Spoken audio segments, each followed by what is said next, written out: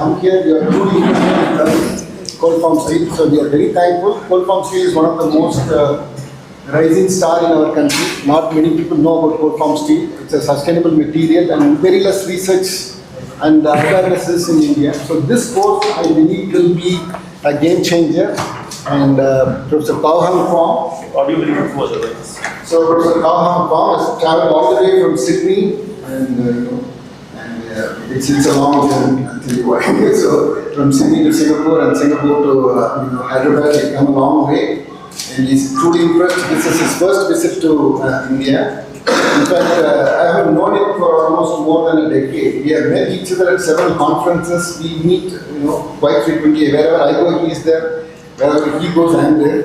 And it is very nice to see him here at IIT Hyderabad, and he has agreed to be here with us for 10 days. Introduce him then.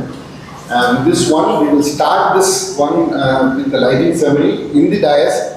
He is my colleague and very close friend, Dr. Anil Agarwal. He is the GAN coordinator, and IIT Hyderabad is the national coordinator for the entire thing. He is doing a stupendous job and very supportive of all initiatives. Thank you, Anil.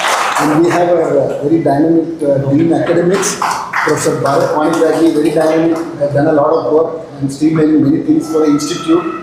And we have Professor Kao, which we introduced, and we have my own colleague here, Professor Rajagopal, and he is the CC chairperson. CC is the Center for Continuing Education, so he is doing a fantastic job in streamlining many things, and he has been very supportive for this GAN course here.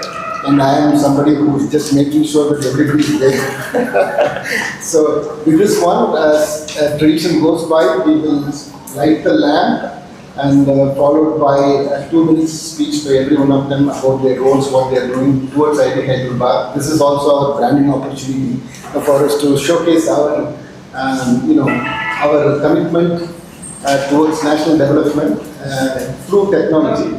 What is the role that IIT Hyderabad is playing in this initiative? So everybody will say a few minutes. With this done, we will just start today's presentation. And after the first session, we'll have a lunch and we'll have a tea break. Okay. So with this one, thank you, and we invite all of you in the dais to actually come here for the lighting ceremony.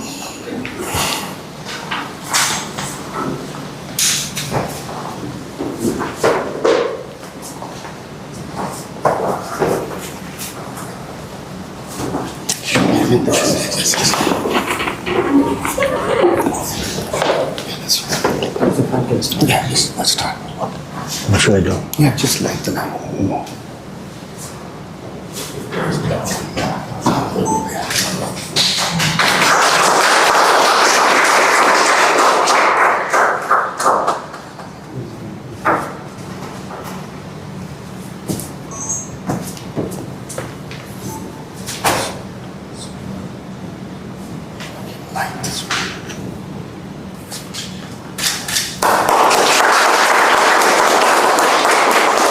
Thank you.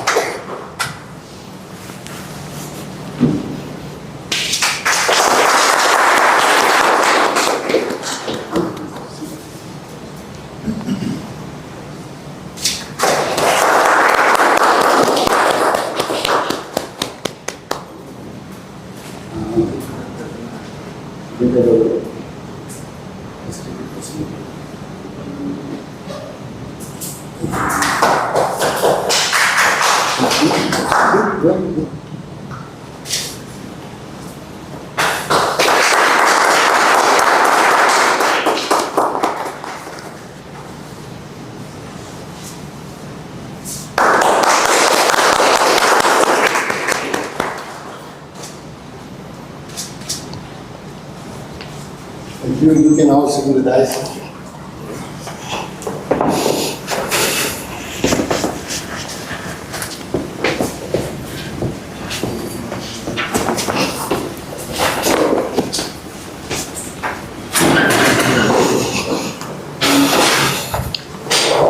So I now request Professor Bharat to talk a few things about the academic activities at IIT Hyderabad. So Bharat, this is the mic. Namaskar, good morning everyone, and on behalf of IIT Hyderabad, it's my great pleasure to meet you all. First of all, let me welcome Professor Fong. Thank you. All the way from Sydney, and welcome you, sir. Very much. My pleasure. Thank Thanks. you very much for having so much of commitment for staying for almost 2 weeks. Really, we appreciate for that. And I hope your stay will be very fruitful and you will enjoy your stay very well. Definitely. So Thanks. this topic is extremely interesting. Behavioral design of cold frame steel structures. I think cold form steel structures. Being a complementary side, complementary side, I like that anything which is written in steel, it is very interesting to me. And it's definitely, honestly speaking, there are many people working in this area these days. So many new materials are coming, advanced structures are coming, so many things are coming, that is part is fine. But when you same routine structure is there, trying to minimize the cost, you reduce the weight of the steel, that's the only goal right now. So when we talk about and then, to do that, we need a lot of background work, forming process and all this microstructure study, related. So many other hidden things are there that need to be addressed. The deformation behavior, or any kind of deformation, room, high temperature, shear, whatever ways of deformation you talk about, it's very much important to understand those mechanisms. And that finally help you to design any structure you want to design. And without that doing any structure design, anything, I think it's difficult. Because steel is known for their farming properties of steel are very much depending on their treatment procedures, their farming procedure, their deformation, rolling, extrusion, hollow open heating and aging treatments. That's extremely critical to decide about steel structure. Same steel can be differently depending on how the process is done. Chemical composition remains the same, but just changing the processing, identifying the different property. So in this context, it's really interesting. And please pay attention. It's a long goal here to understand. Our faculty, I think there may be two students, but many of you may be faculty. So the pace sitting with the student will be slightly difficult for you, but I hope you will enjoy it. The student will benefit from your experience too. The international level, the faculty and international level, the student may be slightly different, but I'm sure all of you on the same board and will have wonderful time. I want to thank Dr.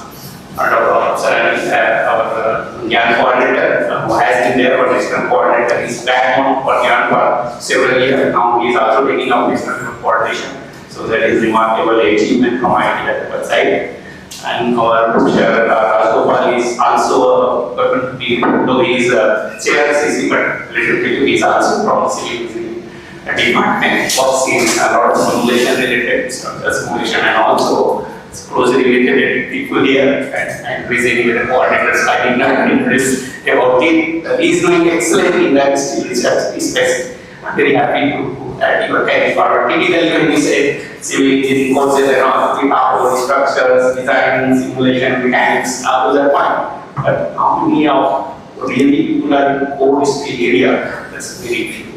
So I really appreciate and thank you for bringing such an knowledge course. I also like to take 2 minutes to tell you about Hyderabad. I'm sure many of you are aware by now, but Hyderabad is there. Though we call it second generation IIT, but it's only in the name. But all our ways, no inferior to them, none to second. So they are all doing excellent work, especially of the department we talk about. Their research infrastructure and kind of research they are doing is definitely unique. There is no comparison that this is personal research, this is IIT, nothing like that. Research is not about second, research is all about best. So I'm sure everybody doing well. You take this opportunity and be able to reach around, see around our campus. If you know anything around other department which you think is interesting, please do visit labs. Many of the labs are interdisciplinary in nature. Many of our programs are also interdisciplinary nature, particularly designed to increase participation from 2-3 different departments running the PG programs, running the UG programs, which is also very unique. Across the department, you will find I am proud to say 2 things are done first. Many of the UG programs we launched first with Indian mother programs. Many of the PG programs also we have launched the first later copy it. So that way we dare to start something new. We see there may be a fiber, there may be success, but unless you start, it will not move forward. So many of our programs are like that only. We started thinking that this is what is in the near future. Maybe expected that this topic is not just following somebody else, so only one. There are many unique programs, both UG level, PG level, interdisciplinary research group has been unique to IIT Hyderabad. Later on, it has been even copied to many other places, including many IITs forwards. Many programs, for example, like Yan is innovative, but we have several programs called open coordinating that we coordinate through our continuing education center, where any person can register for any of the course. Just for that particular course, and let's say when there is offering structure, you need not to come here all the way to this semester. You just start for that course, and you can get a certificate. So there are just an example as open to almost every department who are really interested to open their courses outside.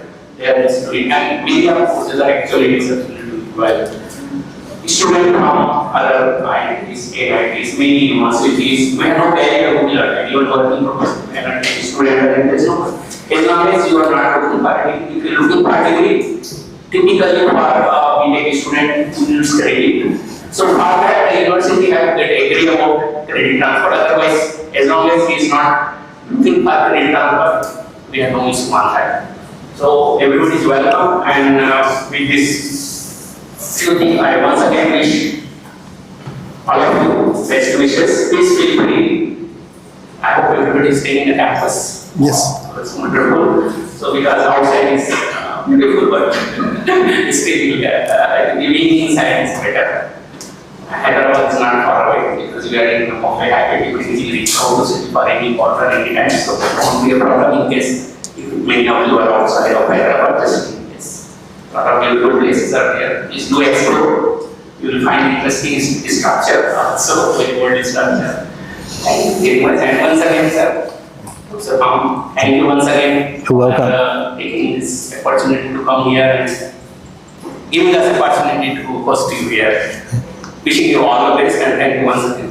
My pleasure. Thank you. Before you go, this is a protocol from the GAN anyway, there is feedback and other things. Anyway, you will be giving, but I have honest appeal. Please do interrupt session. This is not just a course. GAN course is not being IIT mission and code. It is not about that. Let's not look at that. Being interrupting is most use of this kind as well. Have as much as interaction with the faculty is most important. Even if your courses is done and you go back, please do stay in touch with me. Stay in touch with the subject expert. Keep continuing. This is just not a course. It's a platform which brings people to discuss things. What is way forward and what is existing. Please make this course in that, rather than just listening and making a note and then taking certificate. Anyway, that is part of the process, but making interactive is the most important part of campus. Otherwise, somebody can offer a course online also. He can offer a course sitting in city also, but then we miss the personal interaction. If somebody is personal here, let's make use of it. It's a wonderful opportunity. And once again, thank you and all the best. Thank you very much, Bharatji. Thank you. For your kind and in fact more valuable suggestions regarding this last keynote. Thank you.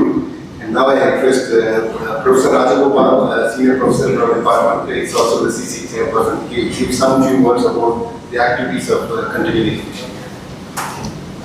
Thank you, Dr. Mahendra. So, very good morning to all of you. So, first of all, on behalf of CC, Center for Continuing Education, and I'm also lab head for structural engineering. On behalf of Structural Engineering Lab at IIT Hyderabad, I welcome you all to this very interesting GAM program. And first of all, I would take this opportunity to thank Professor Huang Pham to have accepted our invitation to be part of this Thank you. GAM program. I think this initiative will allow us to make use of his expertise and interact with him, and also upskill our knowledge in the area of design of cold form steel structures. And as part of CCE, we have several programs like short courses, long-term certificate courses, and workshops, conferences. And as Professor Bharat mentioned, we have also open to all teaching, where any course is open to any person coming from any background for learning. So primarily all these initiatives are coming towards making upskilling the people in terms of skill development, and for young researchers or young students to become industry ready, and for already working professionals to get back to fundamentals and upskill their knowledge, and for researchers to interact with academicians to have a better idea about the research. And it all falls in the broader realm of having a Viksit Bharat by 2047. And particularly this topic on understanding behavior and design of core form skill structures is pertinent because we are looking at providing housing for all in our country, and use of core form steel gives an alternative and viable solution, low cost alternative viable solution, especially in rural parts of India, to have PEV type structures which will allow housing, which falls in the broader category of housing for all. And it's very, Professor Mahendra Kumar Madhavan is a very active researcher. Right? His profile speaks volumes, and he has collaborations across various countries. And then he has published several international journals, and he is also editor and member of several boards. He's very active researcher, and his collaboration with Professor Pham is also going to be very fruitful. I think it's very nice that there are many participants here, very senior colleagues are also here, Madam is here, and I think this is going to be a very vibrant Gyan course, and I hope you will make best use of this opportunity to interact with the resource person and also collaborate with them and make best use of their services, professional services also. As Lab Structures Lab head and as a colleague in structural engineering, I invite you all to visit our lab and see our facilities, testing facilities. A lot of that has been developed by Professor Madhavan and Professor Surya Prakash. I think you will see that we have some of the state-of-the-art facilities at IIT for structural testing. And I think that goes to show the amount of active research that is happening here at IIT. So with those few words, on behalf of the department, CCE and Structures Lab, I welcome you all once again. I hope and wish you will enjoy staying in campus and making best use of this campus. Thank you.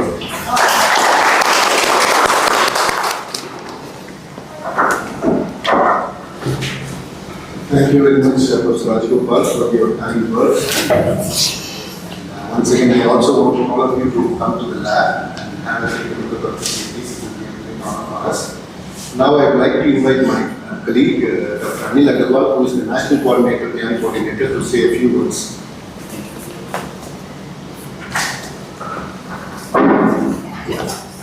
Good morning, everyone, and very warm welcome to IIT Hyderabad.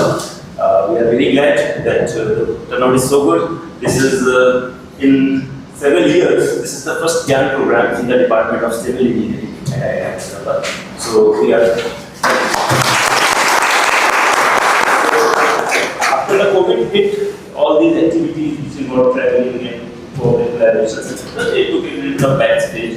But now again, I think we are back in full force, and we have so far presented only 3 Gyan courses at IIT Hyderabad. Civil is the third department to have a Gyan course. I am very happy to invite to welcome you all of you here on behalf of IIT Hyderabad, on behalf of Gyan coordination team. So IIT Hyderabad took over the charge of Gyan from IIT Kharagpur. IIT Kharagpur coordinated the Gyan program from 2015 to 2023-24. So, starting in 24, IIT Hyderabad became the National Gyan Coordinator. We have brought in several changes, some things are being continued, and some changes have been brought in.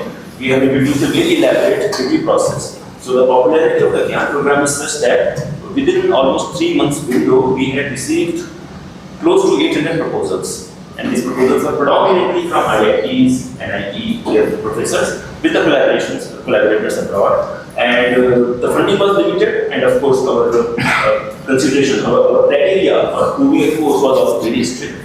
We approved only about 370 such courses. So approximately 40% success rate was there. So congratulations to Professor Pan and Thank you. Madhavan for writing a wonderful proposal.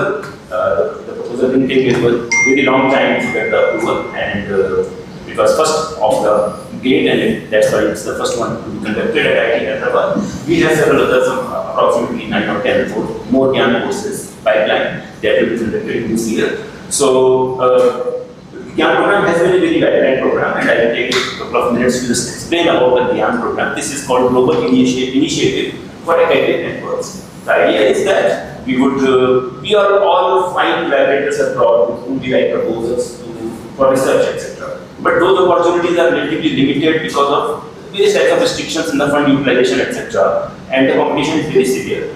This is a small amount of funding which can work as a precursor for future collaboration. Basically, it facilitates traveling between the two countries under this program. So foreign experts can travel to India, they can interact with a variety of researchers, industry partners, academicians in India, and then it is the hope that organically we will be able to have some kind of long-lasting collaboration. So it should be seen as a precursor to a long-lasting collaboration, and that way I would say this program has been very successful. And almost 1,800 GYAN courses have been conducted in the last 10 years all over India, including some places which is the Central University in Ladakh, they have conducted a number of GYAN courses. So such kind of a reach was not possible earlier without the GYAN course. No foreign expert would know that there is a Central University in Ladakh which has a very wonderful program, but because of this program, such kind of a thing has been possible.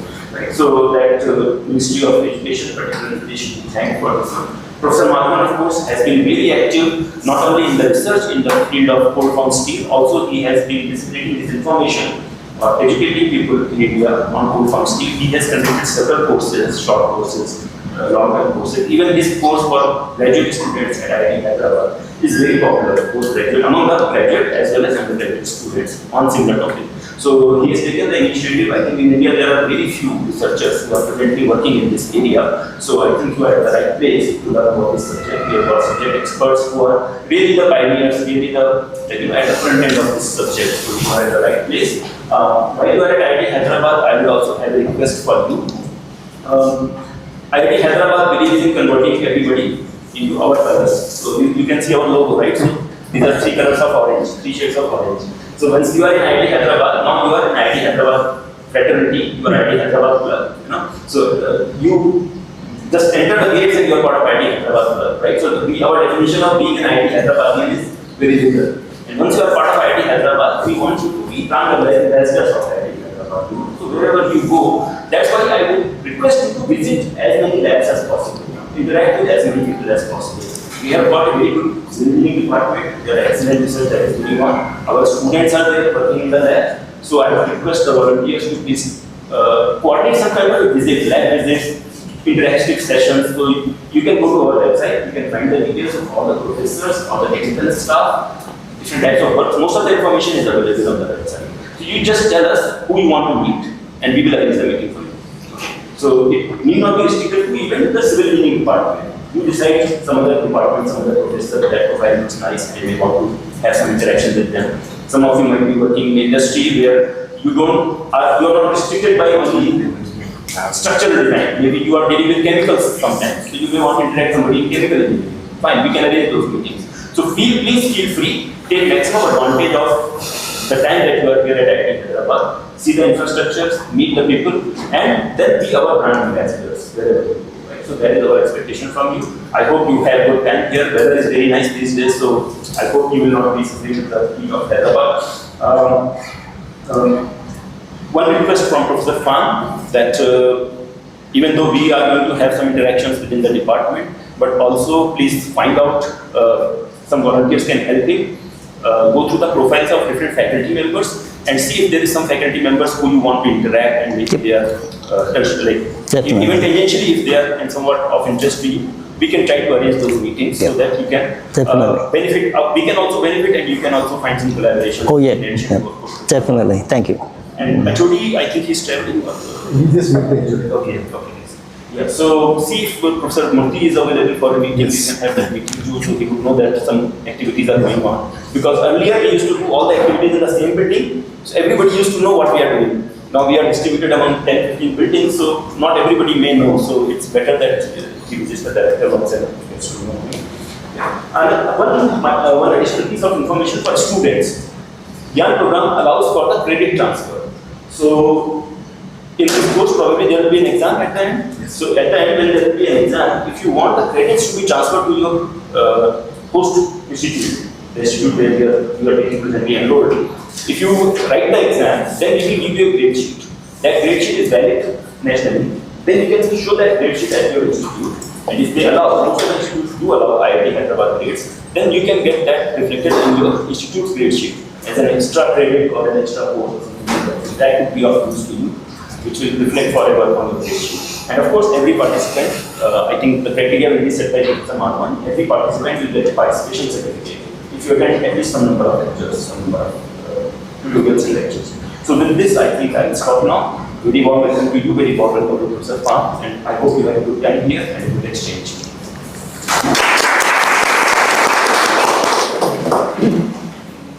Thank you very much. Lots of information for me also, because I didn't know many of the things that you told. That actually is very nice. Thank you. And just let me formally introduce Professor Phan.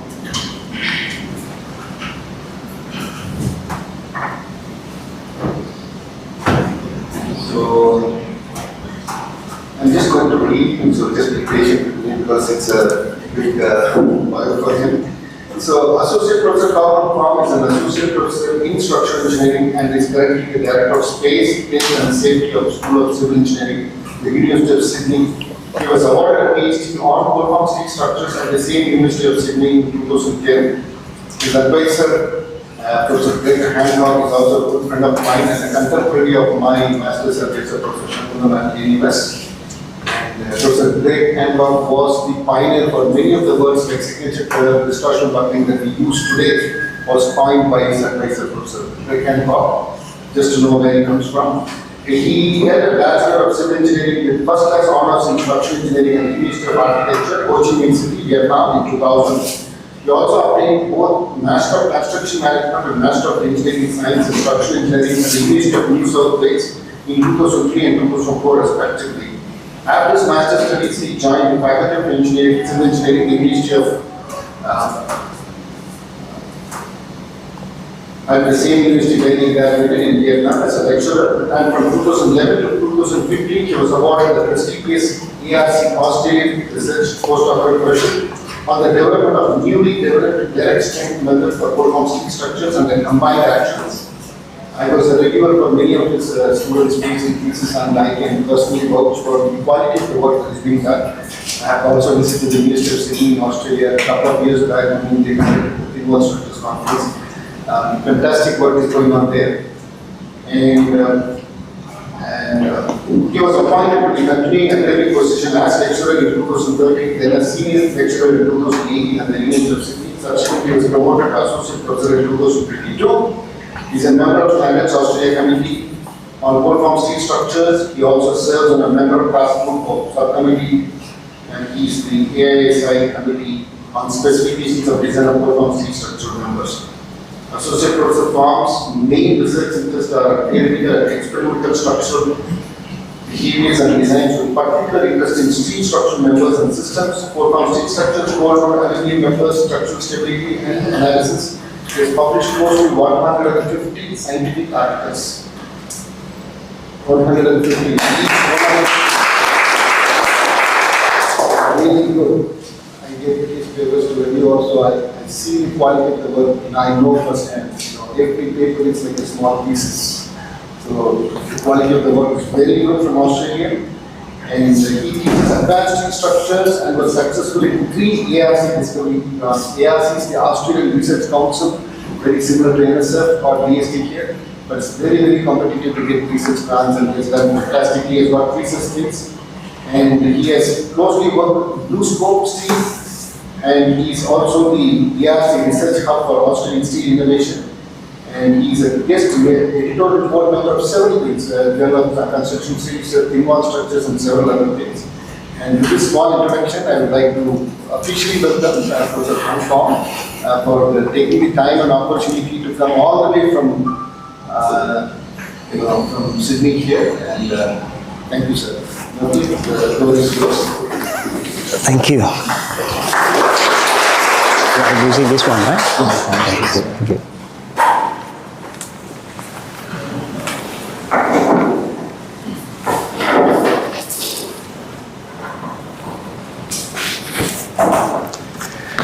Okay, so, sorry.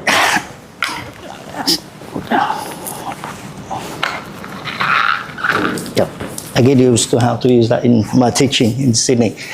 Okay, so I think good morning, everyone. Thank you so much for your participation here. Particularly, I know that all of you have been traveling around from different parts of India to come here to attend this course, and it's my pleasure to welcome you. And first to start with, I would like to especially acknowledge and thank you, Professor Mahavan. Without you, I'm not going to be here today. So it's my great appreciation, and then also my gratitude to Ministry of Education for funding of the course, Jane. And that allowed me to come here to share with you about my research, my passion, and of course a little bit about co-form steel. I'm going to talk a lot about in the next 10 days. And also I'm very grateful to have all our distinguished professor here to come and make me very warm welcome. And thank you very much for all your wording and then your timing in here. It's my pleasure. Right, so let's get started now. Just before starting. What they usually take a small break. So they'll leave and then we Okay, yes. Okay. So just maybe whatever you want to tell, and then we'll take a Opening remarks of country. just small. Okay, Yeah. so I think that's briefly about what was to welcome you, and then as part of the program that we have a little break for I don't know, it's taking photo or something, and then use. Yes. Okay, and before we start our formal program, thanks. Thank you. Maybe we take some.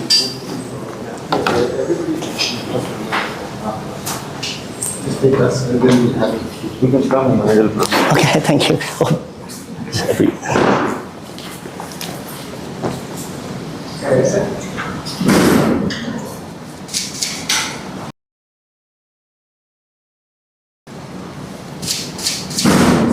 Thank you. Okay. Thank you very much for your Okay, time. so- Okay. So just we are expecting some tea, so we'll take a 10-minute break, and then we'll assemble here. Okay, thank you, and thank you all of you for spending your time here. Okay.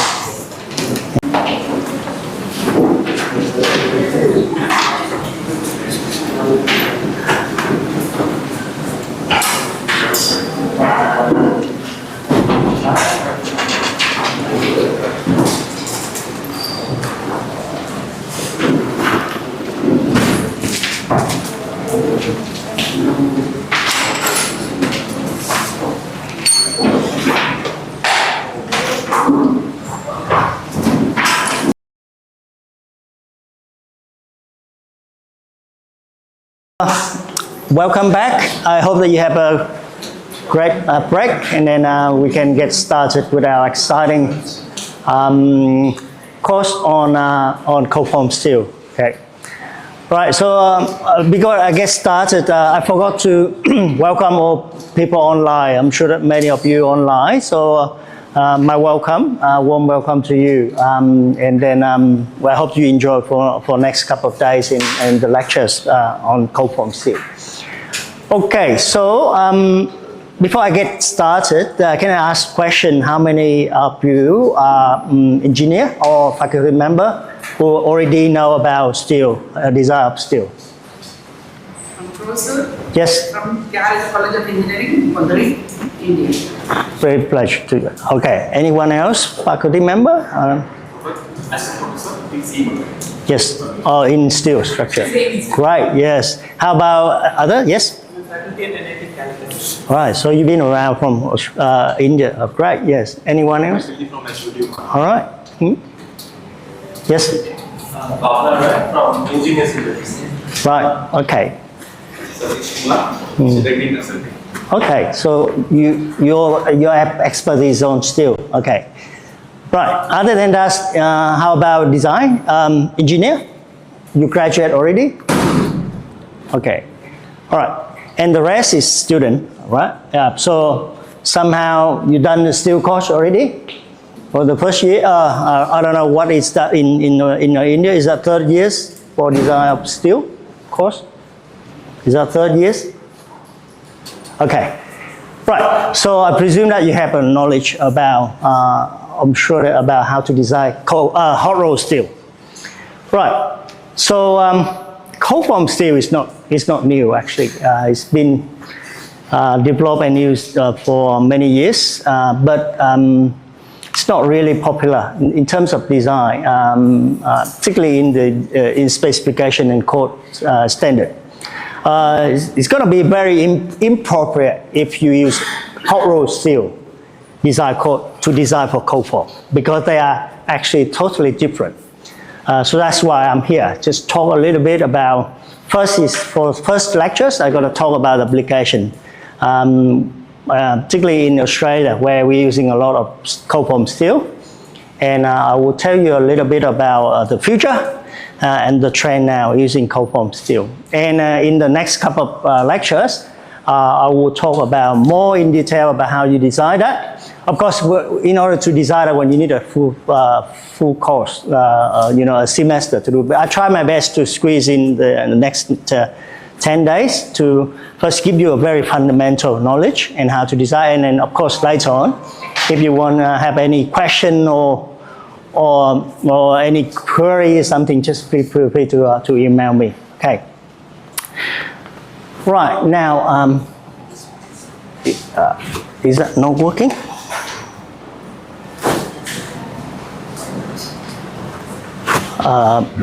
Right, how it works now? That one does not working. The slide.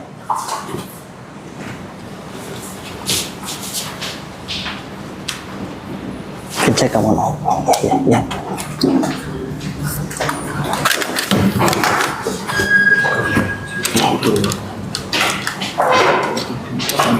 Sorry about the technical problem, but it's been fixed now. It's good. Okay, so again, I'm Associate Professor Cao Hong Pham. I'm from the University of Sydney. So in here, how many of you been in Australia? Okay, so firstly, just to show you where I came from. So I'm from Sydney, the largest city in Australia. So Australia is very far away from you. We are in the down under, what we talk about. So weather-wise now, we are opposite. So we are in the middle of winter now. So I got a lot of jacket before I hop on the airplane, and then I come here and I change all my summer custom. So that's good. Now, this is Sydney. And of course, when we talk about Sydney, everyone knows about the city. It's very famous for the Opera House. And then it's one of the icons of the city. So welcome if you have a chance to go to Sydney. Okay. And then of course, yeah, this beautiful view of harbor, what we call it here. And then particularly, this is one of the very famous. You watch the firework every New Year's from Sydney, right? So it's actually from here. That is Harbour Bridge. So it's nearly 100 years. I think it's 80 years or something. And then the reason I pointed out here because it's designed by one of our alumni from Sydney Uni. He's the Professor Bradfield. So he designed that bridge for many years ago. All right. Okay, so just our University of Sydney, we're very lucky. We have the campus here right, very center in the city. So this is the CBD, and this is our campus. So we've got quite a decent size of our campus. It's about 60 hectares, but compared with yours here, it's very small. I know that you got about 250 hectares or something. It's great in here. All right, so this is where we are. And this is our beautiful building. So as you are aware that Sydney Uni is the first university in Australia. We founded in 1850. So when the British people came in long time, a couple of 100 years, and they built the Sydney Uni, and we are very proud to be the first one in Australia. Okay. So, as I say, we founded in 1850, and we got about 75,000 students. We're quite a big university. We're offering different degrees. We got about 15 faculty, and then now it reduced, but not reduced, it's merging. But we have about 75,000. Everyone hear me clearly? Good. So, apologize if my pronunciation is not really clear, but anyway. So we got about 8,000 staff member, so it's quite big. And we are very diverse university where we have 130 nationality, including all the students from different countries. And we got about 400,000 alumni already. All right, ranking.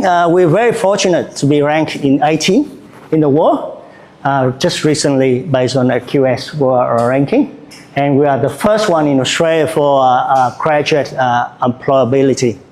And I'm the fourth in the world.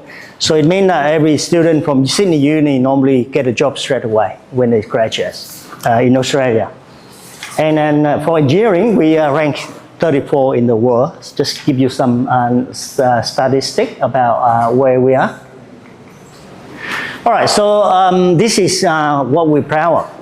Alumni from Sydney Uni, you can see we have about 9 prime ministers, they're all alumni from our university. And then I list in here a couple of very distinguished alumni. Then you can see we got Professor Buffy is the one who designed Sydney Harbour.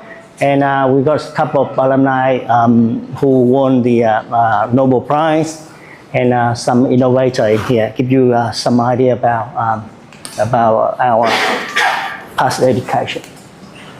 So faculty in engineering, we are the first faculty school in Australia. It's founded in 1920. And in faculty of engineering, probably the same size with your IIT in here, right? We got about 6,500 undergraduate. And postgraduates is, the number is about 3,500. And the number here, interesting that you can see, we focus on research. We are a research-based university. So in the faculty of engineering, we got about 900 PhD students at the moment. And in our faculty of, in School of Civil Engineering, we have around 150 PhD students at the moment with 40 faculty members. So we focus on a lot of research, and those numbers tell you all the information on that. And then we got about 500 staff. Now I move on to School of Civil Engineering, all the school in our faculty of engineering. So we offer all different areas. As you can see, like you in here, you got aerospace, mechanical engineering, biomedical engineering. It's quite new school. And chemical, of course, and civil engineering, computer science, electrical, and project management. So we got 7 schools altogether. And School of Civil Engineering is the biggest one, the biggest school in our faculty of engineering. Okay, so School of Engineering alone, we have quite a big number of students. Altogether, we got about 760 undergraduates. And postgraduates, about 440, and I listed 120, but plus with now, we got almost 150. And then 20% 22% is international student, and in my class, there's a lot of students from, particularly in India. So we got a big amount of international students from China, from India, and from all around the world. And we got about 40 academic.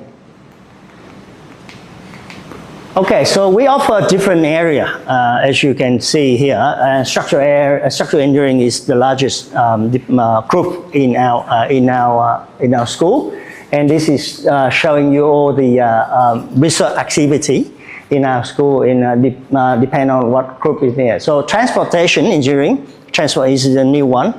Not really new. We got that group from about 3 years, 4 years back, and then it's growing very fast now. It's good.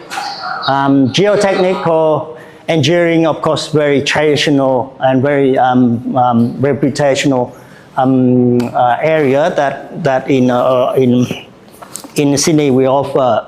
Probably you heard about all the famous professors like Professor Harry Pulus, Professor John Carter.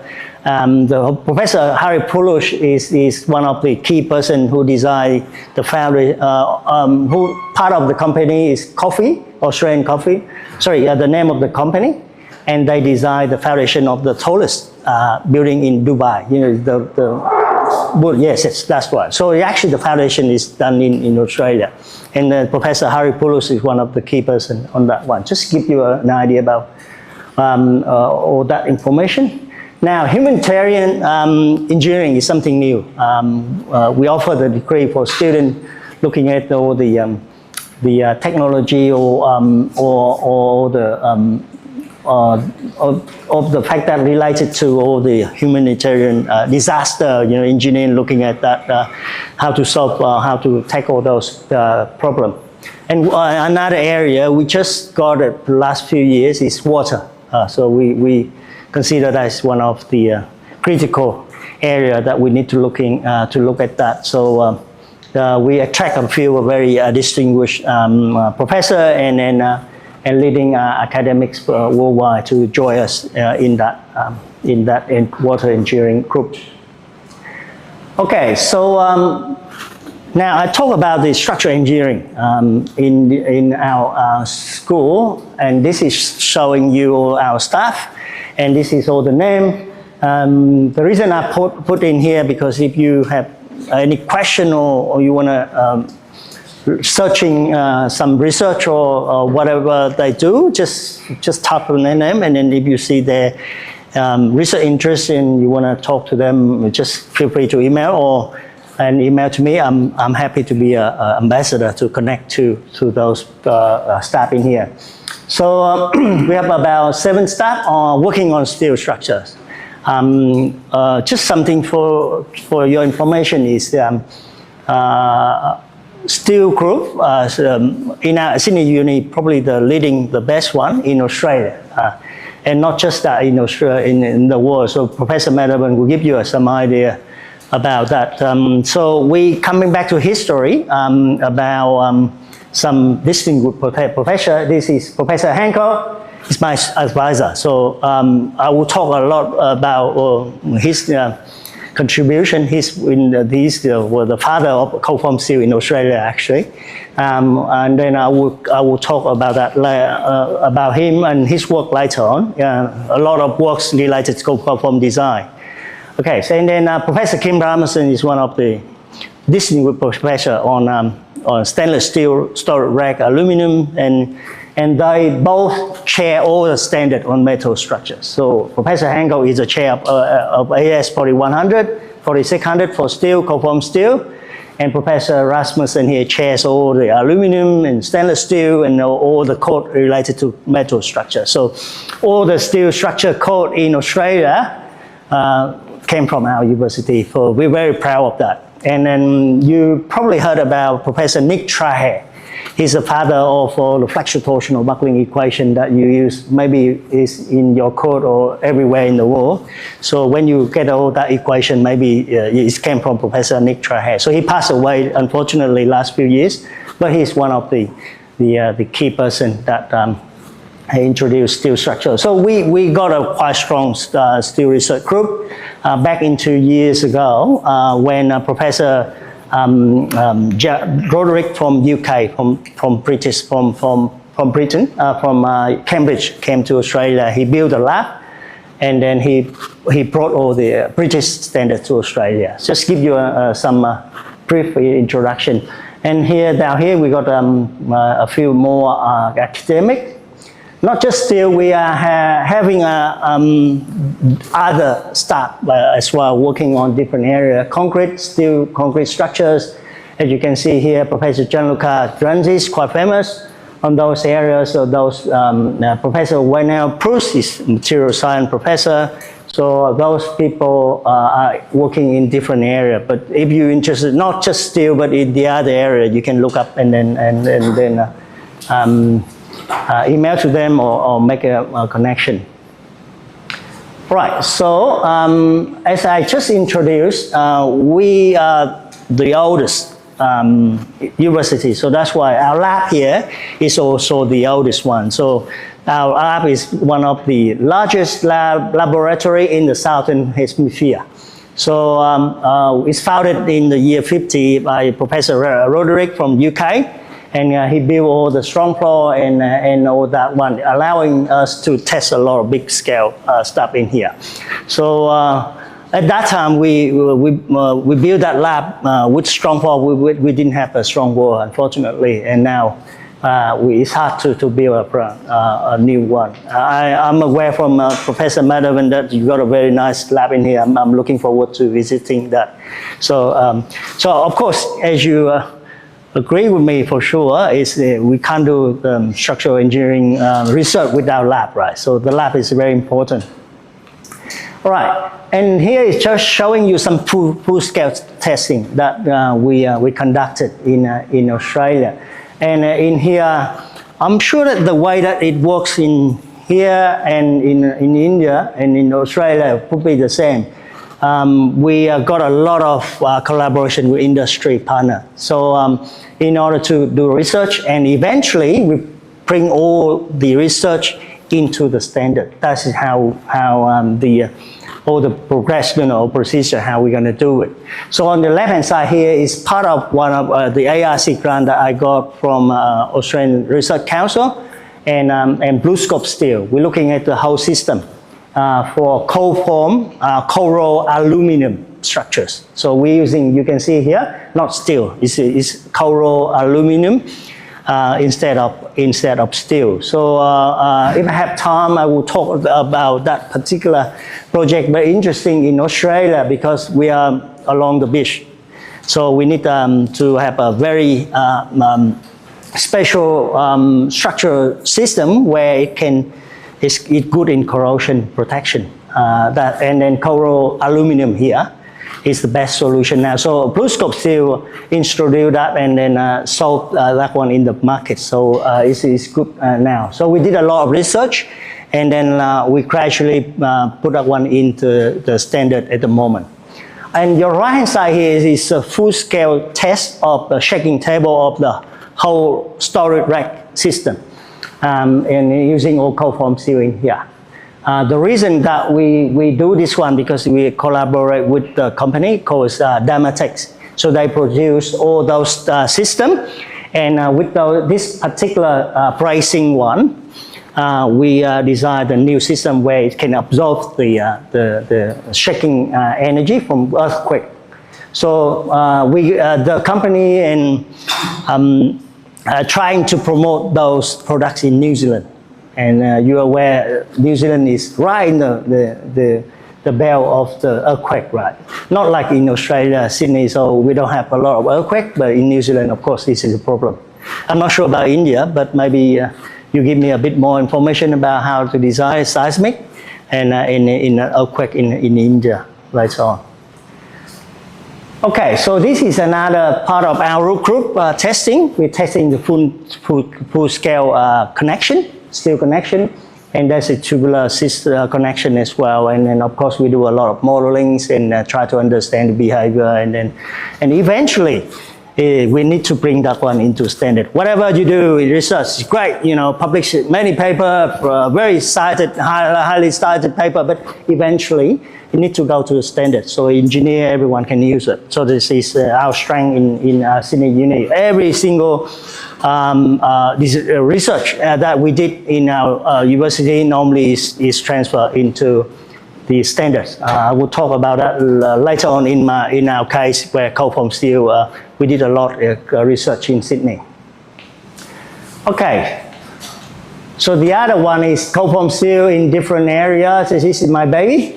It's actually one of I'm very proud of that. We are the first one in the world commissioned that dual test rig and triple test rig. So very complicated testing rig. Professor Madhavan has visited, and then one of our PhD students here.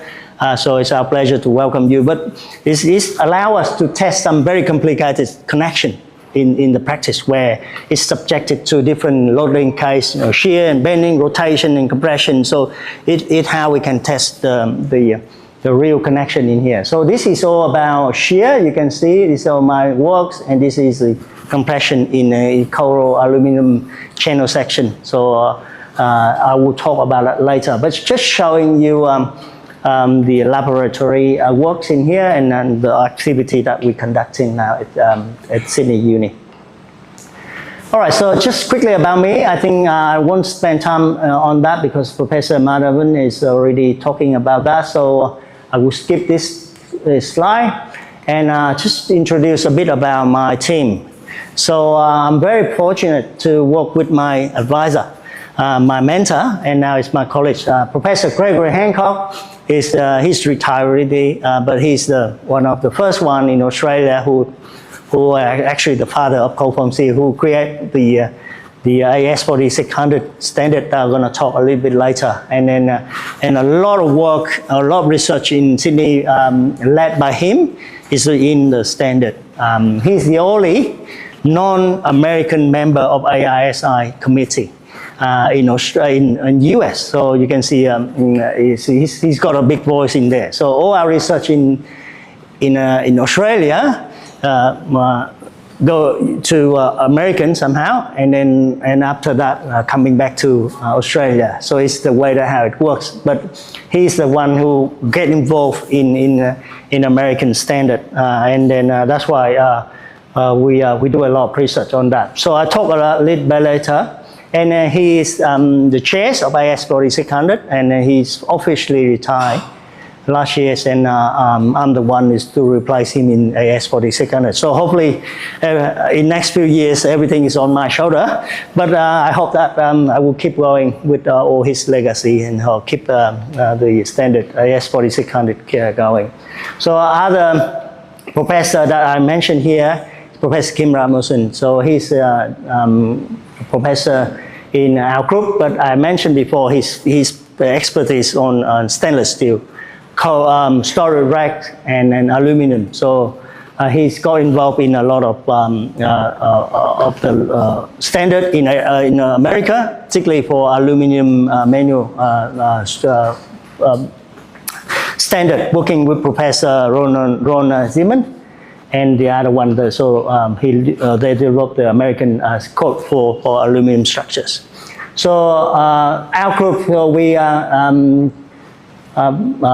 supervise a number of PhD students here, and this is my student I'm supervising now. So I unleash all the hard work of my PhD student, and a lot of their work been incorporated in Australian standard. I will share with you later. All right, so as I say before, cold form steel structure is very interesting, even though it's steel structure, but to design, to understand that is slightly different from hot rolled steel. So from now, I just give you a bit of introduction and how it works, and what are their applications, particularly in Australian standard context. And then we can talk about more detail about how to design that. All right, so the first thing I need to talk is the cold reduction process. Have everyone heard about that term, cold reduction process? So reduction is mean reducing the thickness. And cold is in the ambient room temperature. So nothing related to heat like hot roll. Right, so this is the process that BlueScope steel in Australia. I mentioned about BlueScope, but everyone familiar about BlueScope? So just give you a bit of information about BlueScope. I think I talked to Professor Madhavan. They actually work existing in here in India, right? BlueScope Steel, the company, the Australian company. Huh? Okay, so they big company in Australia. Been there everywhere, India and Asia, and they actually bought Butler in America. So they makes a lot of steel in America. So BlueScope is the largest, I think the only one now in Australia making steel. 99% steel from domestic manufacturing is from BlueScope. Right, so they got the technologies called co-reduction process technology. So they make a high strength steel out of hot roll steel by using just very simple, a series of the roller to make it thinner. And once you make it thinner, you increase the strength of the steel. It's very simple, but that's what they did for many years. So this is one of the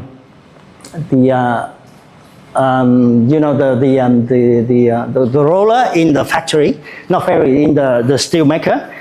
Steel in Wollongong. It's about 80 kilometers south of Sydney. So this is one of the largest steel maker in Australia. So this is the hot roll coin, and they just go to a series of roller to compress it and then to make it thinner. So then out of the product, at the end of the other roller, it will get to the thinner one but higher strength. So that's it's very simple.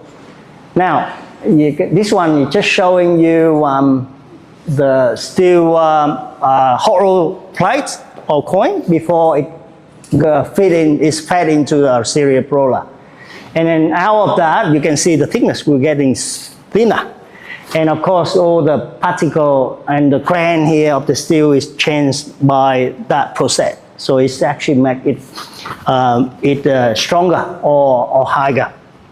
So that is the observation. But now I think to explain more easily to get understood on that is this is very simple strength curve of the hot roll steel, right? Everyone learned steel structure, know this, yeah, right? This strength, this is stress.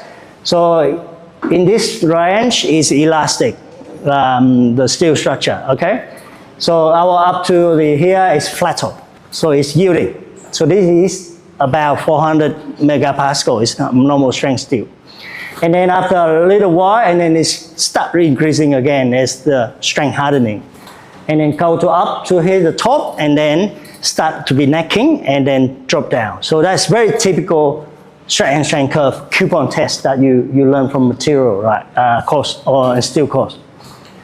Right, so this is normal strength steel. However, when you fit into the roller, make it thinner, then you can find how they make the high strength steel.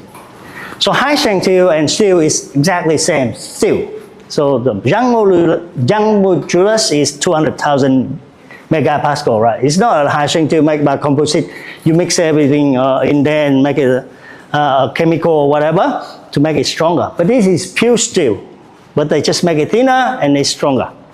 So exactly same from here, but instead of have a yielding, and then they keep going up.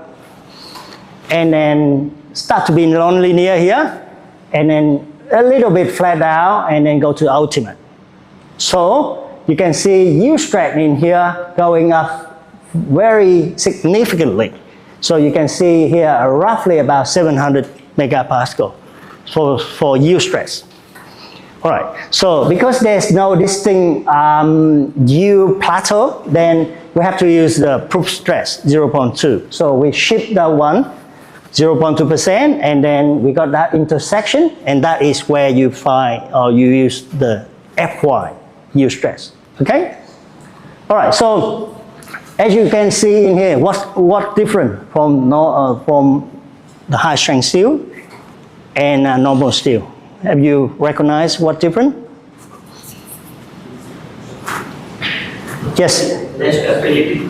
Less ductility, that's correct. Here you can see ductility, normal steel is about 15%, right? But with high strength steel, probably just reduced to 7% or something. All right, that's a good point, yep.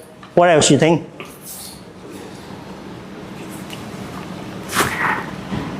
The yield stress and ultimate stress, they are very close. So the ratio between Fu and Fy about 0.1, 0.5, 1.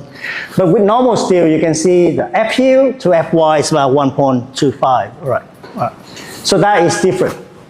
Right. So, in general, because of the cold reduction, it makes the steel thinner, stronger, higher stress, but it's less ductility, as you pointed out, okay? And then the Fu and Fy are almost the same. So that is what we learned from high strength steel. Good. Okay, so because of that, they can make a lot of thin section, but very high strength steel. So the G550 here, G is great in Australia, 550 is 550 megapascal, that is Fy, that is yield stress. And then you can see the cross section they make is 200, is the depth, that's the channel section, 15 here is 1.5 millimeter thickness. So to do that one, they get from the hot roll steel is 2.6, and then they fit into a series of coil roller, and they make it thinner until they get to 1.5, that is the desired thickness. And then you can see the reduction is about 42% thinner. But then again, we get better high strength. Right, so similarly, those are very typical thicknesses that BlueScope steel in Australia make the steel. So 1.5, 1.9, 2.4, and 3. And normally the other grade is G550, is less than 1 millimeter. So it can go down to 0.75, and then some cases 0.4 millimeter thickness for structural member. So it's quite thin, isn't it? So in Australia we use that kind of thickness. All right, so after that, they get into the coil, and then they went through all the series of coating line. So they zinc aluminum it, and they make a different coat to get the coat. So the coating. So in Australia we have a different standard for coating, and then I will talk about that later on. But then after that they go into a big coil. And that is where the final products came out of the BlueScope steel factory. All right, and then that one will be shipped or sold to different roll forming company, and there are different company like Lysas or Stratmid and a lot of company, and they bought the coil, and then they can co-form whatever section that they like. All right, so in Australia, 99% domestic steel from BlueScope is the coil here from that company. All right, so that is how they make the final products as a coil, and then they sell it to the company to co-roll it. All right, so now the next step, they bought the coil and then they will co-roll it. Okay, so and how they're going to do it? They're going to fit that coins of coal from steel in here. They fed into a series of the coil roll here, and they make the section whatever they want to make. Okay, so this is a typical Z section that make out just go out of the series of folding, and then you got that section. So the thickness in here is about 1.5, 1.9, depending on how you want to design that. And this is showing you a bunch of different cross section shape in the practice, and how it works. So this whole bunch is a part of roofing system. You get all the purlin here, is all the bridging, the raw bridging, and then this is the Z section, very common in in roofing, right? Is purlin. All right. So this is all cold form steel. Okay. Now I will start to talk about the application, and then this is showing you the complex area where we hosted the Sydney Olympic 2000. In 2000, we run that Olympic, so this been built before that. So this is the ANZ, they're changing the name all the time depending on who owns this, but this is the main stadium to host that Sydney 2000. And here is a series of different structural building. And you can see here, this is particularly interesting building that make all out of steel structure. Okay, so what I'm saying, because the main frame here, you can see that made out of hot rolled steel. So this is the structural frames to carry big loads. So normally it's made out of I section. Okay, and other bit is the purlin system on the top, and then the wall stud at the other component. They're made out of cold form steel. Okay, and then at the end they just attach the wall sheeting, decking, or whatever. They make the wall outside. Maybe it's also made out of cold form steel as well, decking. All right, so the other typical example of cold form steel used is the portal frame. So this is a typical 2D portal frame. So when we learn about steel structure, it's very fundamental problem or project they're going to start is how to design portal frame, right? So you got one hot rolled portal frame, and you design all the purlin system on top, everything loading, transfer from the wind and down to gravity and to the frame. So this is a 2D frame, and spanning between them are purlins. So purlin, everyone knows that is the secondary structural member to carry the decking on the top. All right, so normally those ones are made out of cold form steel for sure, and it can be any shape. Normally C section or Z section. Z section is popular one. Okay. Right, so on top is decking, and decking is something interesting as well. This is the products of BlueScope. They make it what they call clip cloth decking, roof seating on top, where they make the profile. And very interesting, you see they follow the stiffener here. So the purpose is of that, they can click into that mount, and then we don't need to use screw. We just click on that, and you can see how it works. Then that one will click on that stiffener, and then it's just locked in. So in order to do that one, we don't need to use all the screw on the roofing, and it's actually help a lot for preventing leaking, right? Then the other stuff as well. So this is one of the products from BlueScope, and underneath that is purlin, right? And I talk about purlin shape. Normally in Australia, we use a lot of Z section. I'm not sure about in India what type of section you use. Same Z section, right? So everyone know about Z section is allow overlap, and when it's allow overlap, it means that you can maximize the bending moment diagram, right? So we can carry we carry bending in the support as a hogging, and then sacking in the middle. So that's why you see overlap in here. That is how we design for Z section. So in Australia, the configuration that we use is we don't bolt or screw directly the bottom flange of the purlin into our girder here.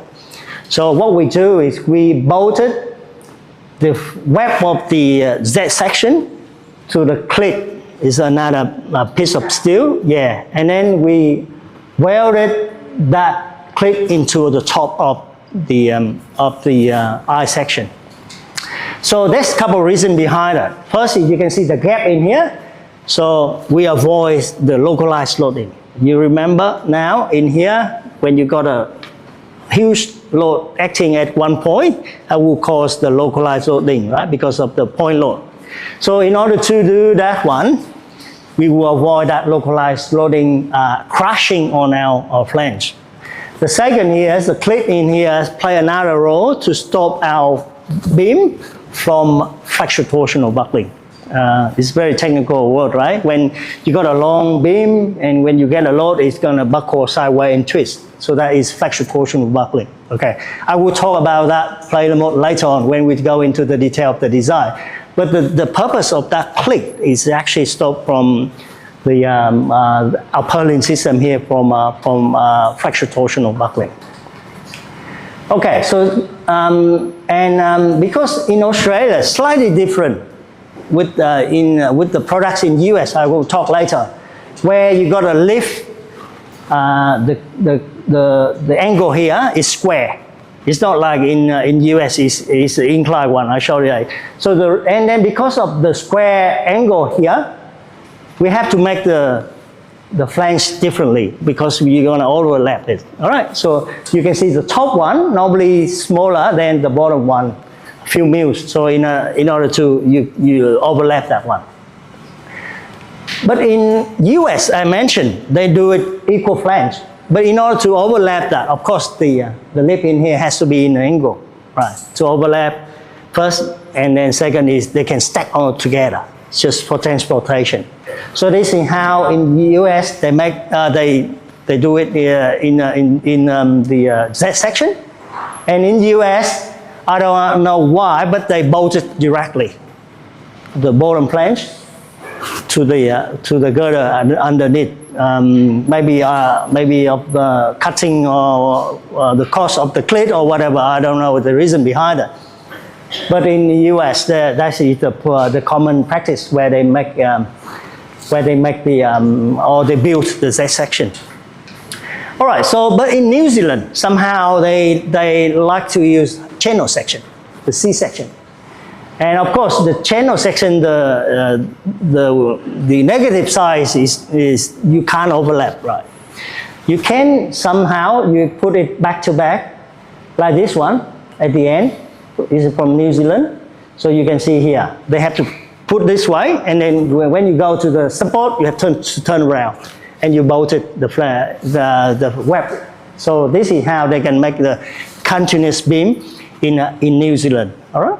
So just to share with you different way or different configuration that used in different country. Interesting in itself, right?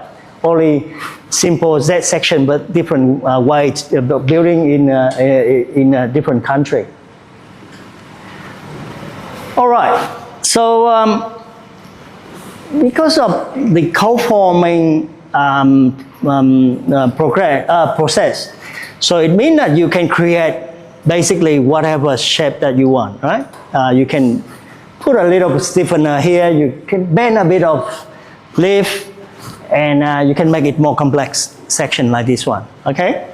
So you're gonna ask me why we have to use those complex section, or why we just simple doing C section, Z section with the lift and that's it, done. However, as you know, we can make a high strength steel. And because of the high strength steel, we can increase the yield stress, of course. And the other good thing is we can make the section very thin. It can go up to 1 mil or 0.75. And now we have to deal with the other problem. One problem here, we increase the strength, that's good. But then the other problem, because it's too thin and it's easy to buckle before it's getting to the yield. So how are we gonna solve that? So doing this one, make the section more complex. It actually increases in buckling capacity. So this is how they introduce in the market. They can increase the capacity and then it making a more, maximum the capacity of the member. Right, and then come back to us about the question. As an engineer, how are we going to design a section like this one? All right, we know that in hot rolled steel, we can use that easily, right? You can use your equation, we can use effective width in the code, and then we can design very easily. But this one, it give us a bit of headache, right, to design. So I'm going to talk about how to design that one by using direct strength method later on. It's just for cold form steel complex section. That is the beauty of that. We can use that. We can use the program Thin Wall 2 or CUFSM, or that one we can use, and then we can design for that one. So that is something new for you to design. Yeah. If you're using hot rolled steel code, you're not going to do it. You can't design for that one. All right, so we leave that one for later on for the detail, but we just give you some idea about what's going on. So this is few products from Australia. So Lysas is a part of BlueScope Steel. They make the Super C. You see, they folded a couple of stiffener in the web, and they got a lip in here, folded lip in here. So they all have the purposes. They're not just doing for fun. It has some purpose. I'm going to explain to you in terms of the buckling mode and how it fell, and then why those one will help the buckling later on, okay? So this product is patent in Sydney Uni. It's part of the patent of Professor Gregory Hancock and BlueScope Steel. So those products are very common now in Australia. You can drive around and you can see a lot of them, all right? And this is Fielder DSA. This is another company making those type of section. And this is all in UK. This Hartley company make a little bit of two small stiffener here. And this is Ambient, Kingspan, and this is a product in New Zealand. All right. Interesting, those countries, they trying to produce innovative section, but somehow in US they still happy with the plant section. It's a good question for Professor Ben Shepherd when I went to US last 2 months to spend with him on my sabbatical. So he's one of the other top professor in US in AISI. So I will introduce a bit later on about his work in AISI later on. Okay, so give you a bit of an idea about the what is available in the market in terms of cold form steel section and complex section in here. Now, this is the application for cold form steel, particularly in here. They are used in combination with hot rolled steel. This is the big open space, and they want to build very quickly mezzanine floor, and they might just build up the hot rolled steel, and they have cold form C-section spanning along as a secondary structural member, and they put the plywood on top, and they can build it very quickly.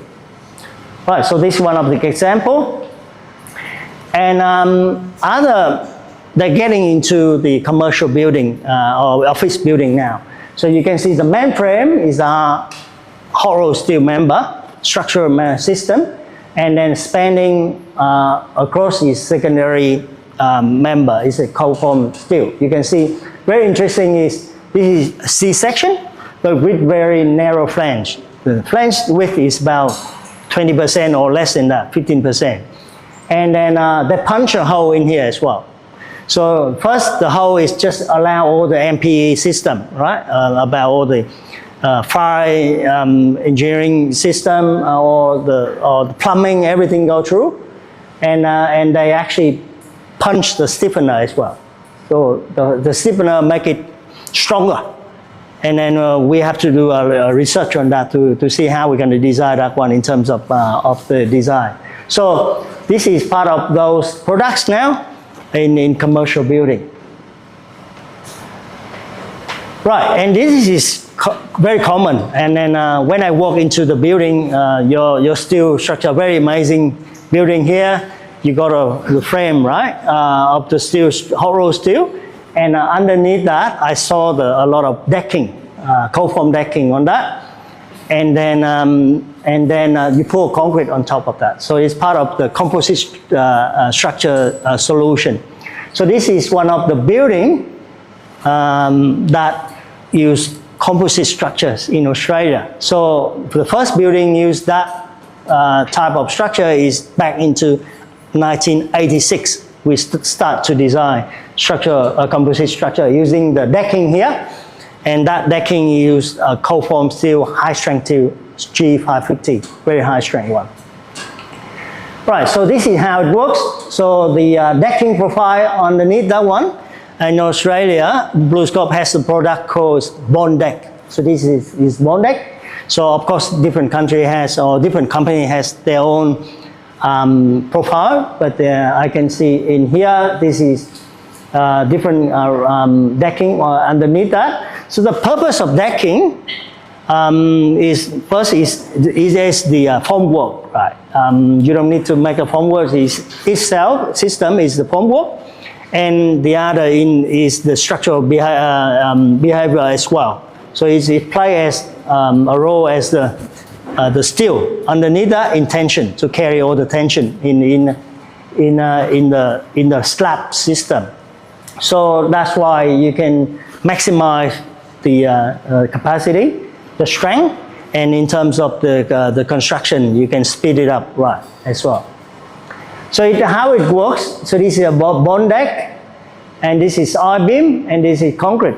So of course the composite structure, as you know, where there's two different type of material.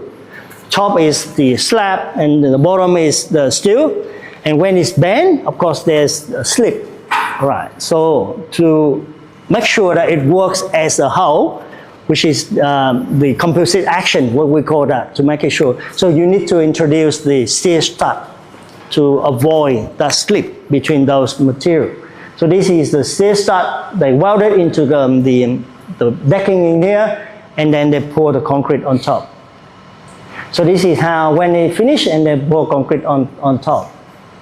Now, the other application is very popular, I'm not sure in India, but in Australia, that is for drywall system. So what we do in Australia, we build the structural frame. It can be made out of the reinforced structures system or steel system or whatever, but we got an open space. And then to divide it, that we use drywall system. So you can see that typically designed as the cold form wall stud in the middle, and there's two plasterboard outside, and that's how they make the drywall system in Australia. All right, this is how they build. So first they build the frame, the wall stud made out of cold form steel. The thickness is normally 0.75, and the depth is 70 or 90 millimeter. So that's how it works. And then they put the insulation in the middle, and then they attach those two plasterboard or gypsum or whatever on that, just to build the wall. Right, so other than that, the suspended ceiling system, okay? So we got this concrete, and then underneath that one, you need to make something look nice, and so that is the suspended system where they're using all cold form steel. And then they put the ceiling on top. So that's how you can see that the other application of cold form steel. And one of the other type of structure, not in building, but is in storage rack. You can see here, it's all storage rack system. Particularly when you go to, I'm not sure you have IKEA here, right? IKEA from Sweden. When you go to their store, right? Very typical system here. You can see all the storage rack. They put all the pallet on that in here. So all the upright here made out of cold form steel profile. And interesting design here, because you're aware of how it works, right? The storage rack, just put it up. It's very high here. It's, I don't know, maybe 20 meters or higher than that. So you can stack a couple layers of the pallet put in here. And what you do is you're using forklift, right, to drive in and drop that one in here, each of them. And just from inside out and from right to left maybe, okay? So the way they do it is this how it functions.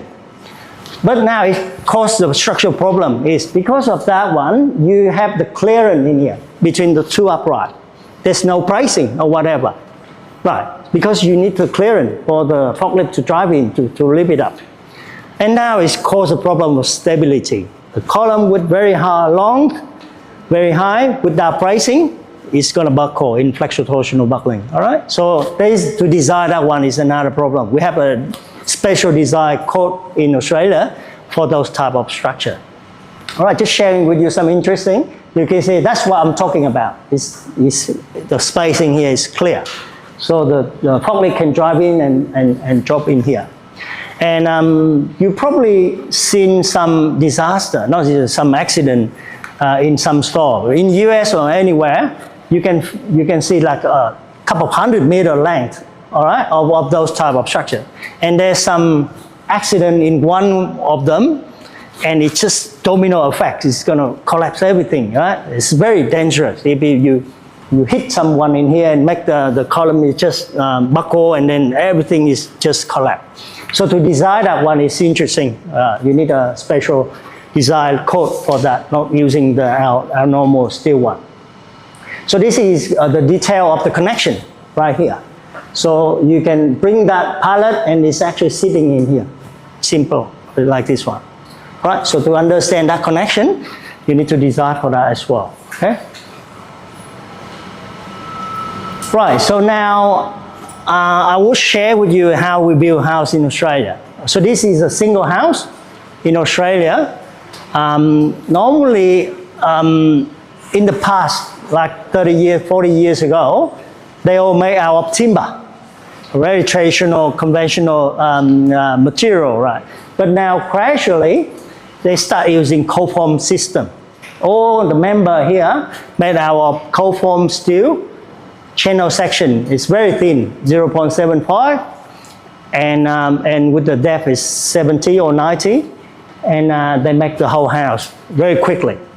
So the trend now, the growth is very fast now, particularly for COVID time, where all the problem with the logistic, you know, because in Australia we have to import the timber from overseas.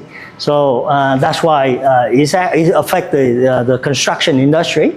So that's why the use of cold form steel in Australia for those particular housing is booming. So it's more than 50% of housing in Australia using that system.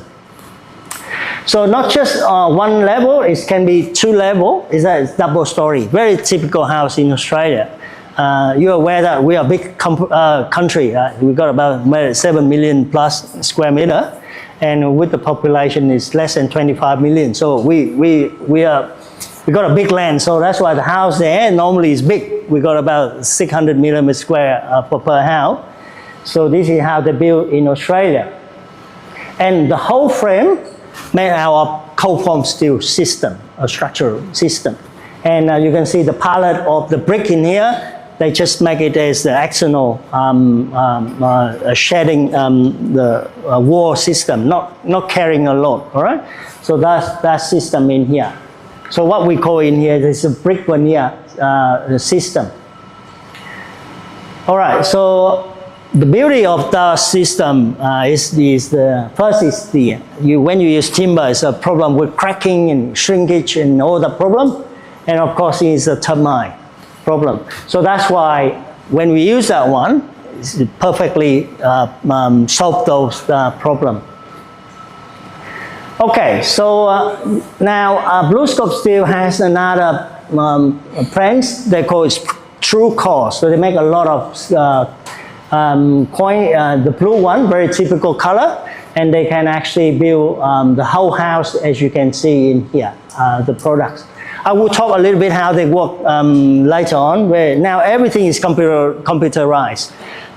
They program every single thing, and they just do it very quickly. They they folded the section, they punch a hole, and they coat every single member, and then you just go into the side and just put it up as you're playing Lego. All right, so it's very interesting, all like IKEA.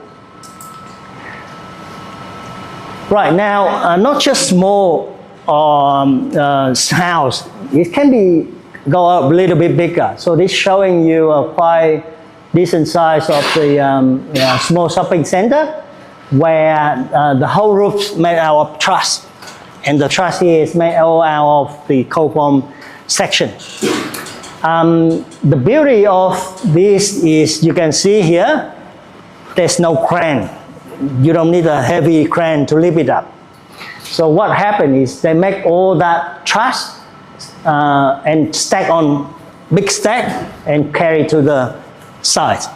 And you can see those 2 or 3 workers here, they just carry by hand, put it together, and then they use screwdriver, and attach it together very quickly, very efficiently. So they all made out of cold form steel, you can see here, and they all truss system in the house. This is how they install the cold form truss system in a house in the practice. Right, that is how I show you. They actually can stack on top of each other, and because of the lightweight, they can carry a whole house in only one truck delivery, something like that. Right, and then the other beauty of that section, as mentioned before, they actually can stack on top of each other, and then you can carry to the side. So this is the advantage of lightweight steel and how it's built in Australia. As I mentioned before, it's not just limited in the small house. It can be a little bit bigger. This is small shopping center in Indonesia, and they make out of cold form steel. In Australia, we are big country with all the agriculture development and a lot of farm around. So those type of structure is we call it the rural shed. So you can see in here they can put all the carrier, all the hooks and everything in here, and the structure frame here made out of cold form steel. When you look closer, you can see that made out of 2 back-to-back channel sections screwed together, and then you create the frame out of that. So this is a very typical cold form frame in that type of structure. Right, now the other is the storage rack, storage shed, where the farmer can store any good or products that they want, and the frame here is just simply made out of cold form steel, very quickly built and very light, very easy. Okay, so this is another application in school hall, where you see here, this is the tennis court or the basketball course, and they need an open space, but with the cover on top. So you can see that system made out of cold form steel. May I know the approximate span of this? Good question. I think now they can go up 40 meter, 40 meter span of cold form steel, even higher, depend on the section, but it can go up that. It's a good question. So this here, you can see channel section, columns, and they make all the detail of the connection here is made all out of cold form steel system or member component. Okay, so of course it's very a little small carport in Australia, but they use that for cold form steel. Now, just related to your question, this is not just a small span. This is higher one. This is big hanger for 4 meter. I say 40 meter from here to here without column in the middle. So the cross section, the maximum now in Australia is 400 millimeter depth. The thickness, the maximum is 3 millimeter thickness. You can make the cold form steel channel section out of that. Okay, so this is part of the portal frame that I mentioned before. When you learn about steel structure, normally you use the portal frame I section, right? Very typical industrial shed. But now they can make out of cold form steel. And you see that in the detail of the if connection. Sorry, this is knee connection. And the if connection in here. So you see they're using back-to-back C-section and then bolted together. So that section, the depth is about 150 millimeter, And then the thickness typical is 1.2, 1.5 millimeter. And they use a bolted connection in here. All right, so this is the detail how they connect between the columns to the foundation in here. They're using the angle and they just bolt it to here. And you can imagine the lightweight of that. Very light. So the design of the foundation in those type of structural system. Do you mean the C-section? At the moment, from the Blue Scope catalog is 400 millimeter depth. The section, C-section, is the biggest one we test. Normally, it's a good question as well. In Australia, somehow we design the flange ratio to the depth is quite big, not like in the US. The US about 20%, for us it's about 30. So normally if you have a typical 200 millimeter depth, the flange width is 75 or 80 millimeter. That's how they produce in Australia. I don't know why in Australia it's bigger, in US it's narrower. So it will affect the design capacity, of course. But they see how they make in Australia and in US differently. Okay, so the other type of bigger portal frame or larger is they're using cold form steel in the web, but they use corrugated, but in this way, and make the web is a lot stronger, and the top and the bottom of that eye section they use a hot rolled steel, so they welded those one into this section to make the very special. Yes. Just now our company has purchased this the machine of this section. Yeah, it's corrugated. We are facing a lot of problem in designing. Oh yeah, yes, of course. They come to us and ask a lot of questions about how we're going to design, particularly for shear or bending, so how it affect of that corrugated into that one. So a lot of questions been asked, and then they come to us and we do a lot of tests for them. We also ask a lot of questions. Okay, that's good, interesting. All right, so this is another closer look of that typical system that we also use in Australia.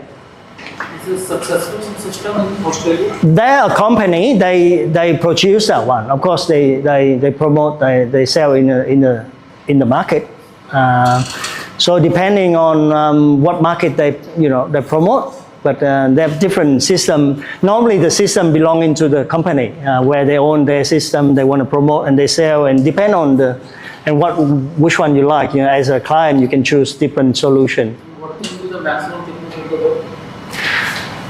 At the moment, from of course they're gonna buy the steel coin from Blue Scope if they use domestic steel, and now as I mentioned before, we can go up to 3 millimeter thickness high strength steel. 6 mm machine also works. Yeah. 6 mm. Yep. Yes. All right. And now Blue Scope start to use to produce thicker one, 3.5. Now they're going to go up to 3.5 millimeter. 0.5, but that will be 550. So that high strength steel. Yeah. Yep. So is it with reduced yield stress or Yep. it's 550 only? 3.5? No, it's G450.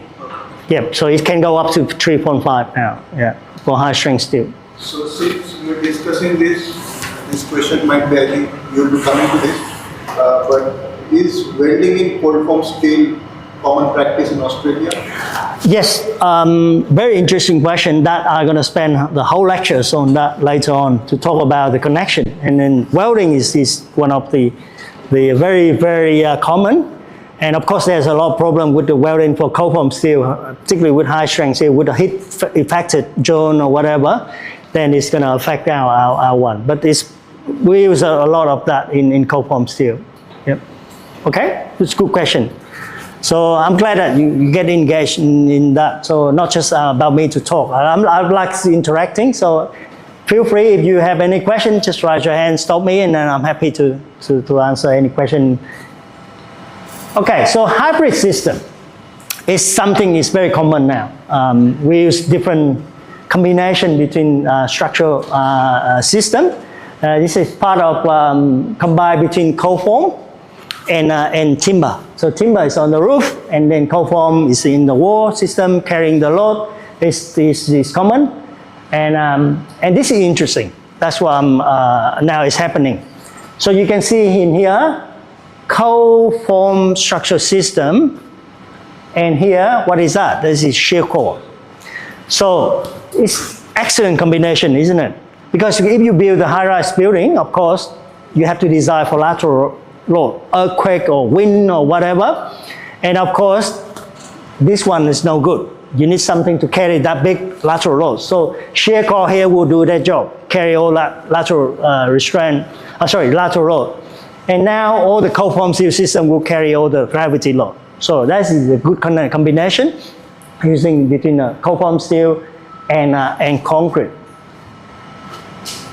All right, so and then this one interesting as well. You know, the main frame to carry big load, that is called hot rolled steel. By looking at the color, the brown one, but the other is made out of cold form steel. The walls and everything in here, they make out of cold form steel. That's particularly popular or common in US. And this one, interesting. All the roofing system made out of steel, but on the bottom here, made out of concrete or reinforced concrete. So it's a good combination depending on how you design. But the beauty of steel is you can make whatever shape and very, it's not like concrete is a bit limited. If you want to do, curving or whatever, the high span, I think steel is a lot better. Okay. All right, so now another trend, but particularly in US, I just got back from US, you can see that the whole block of apartment block in US in mid-rise building made out of cold form steel. So you can see here very common block of unit or apartment in US, and you can see it's up to 9 floor now or 10 floor. They all make out of cold form steel. You imagine like all the columns, beam, everything made out of 3 millimeter thickness. All right, but it's happening in US now. So it's a trend now, go up to mid-rise building without hot roll or the other solution to carry a big load. So cold form steel is starting to carry heavier or more load in here. So in order to do that, of course, not only single channel section with C-section can carry. What they do, they actually combine those together. So those type of structure we call is build-up section.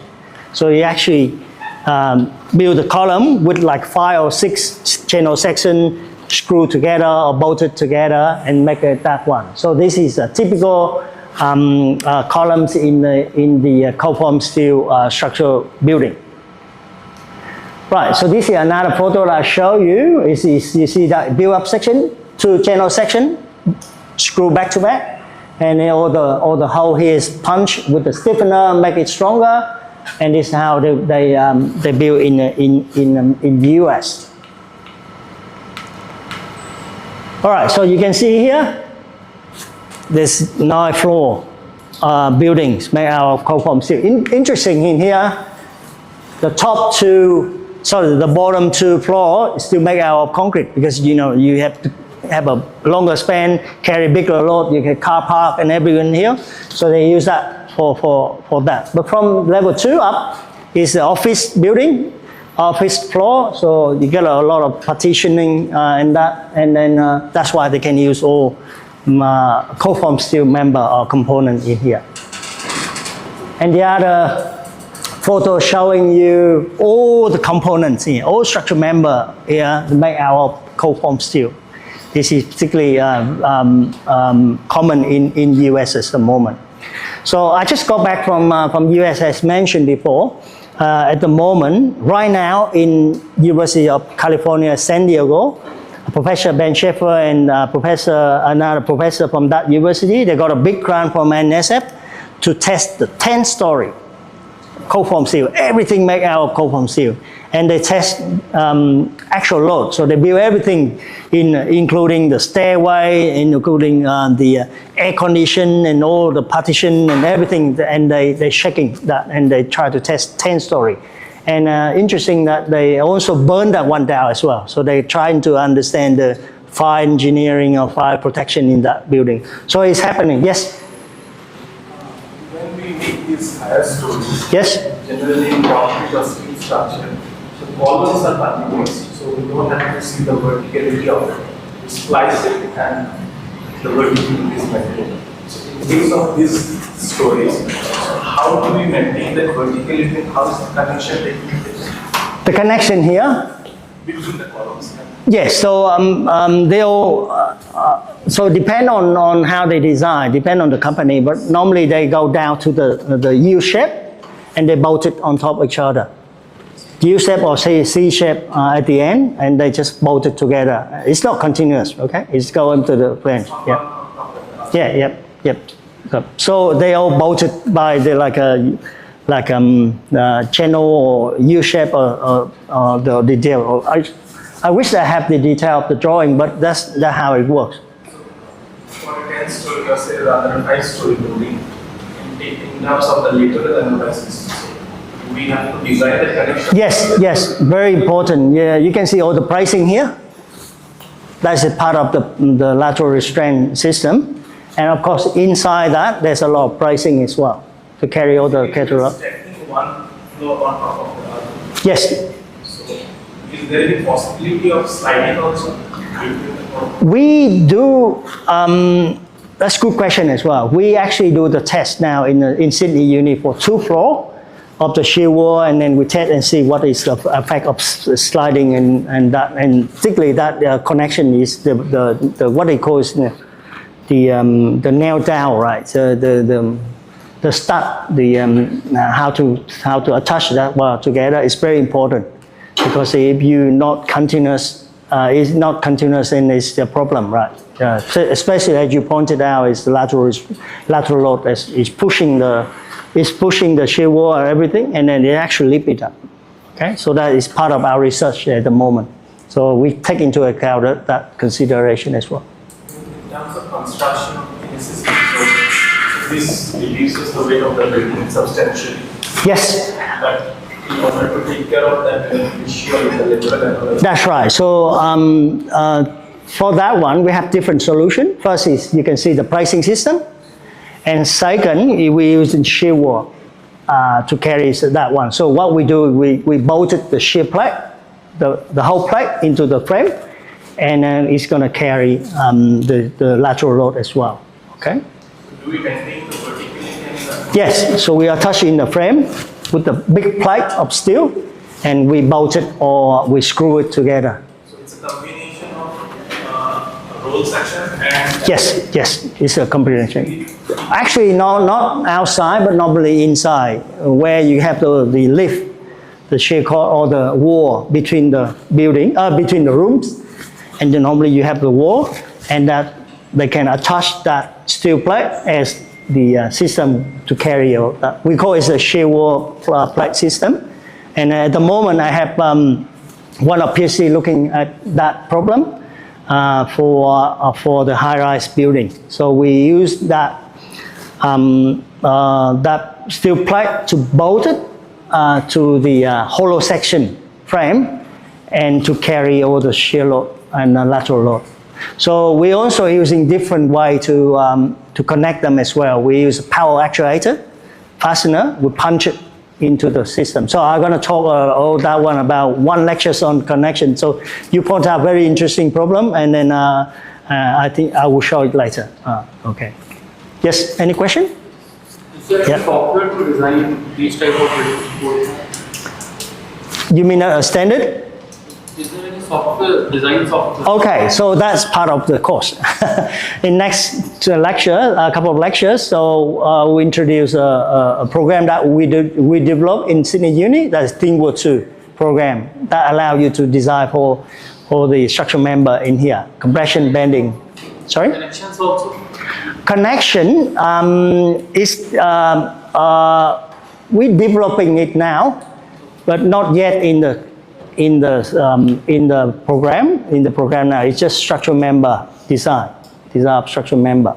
Okay, so we comply with the Australian standard. So you can use that one to design to comply with the Australian standard. Right now, you're doing the manual.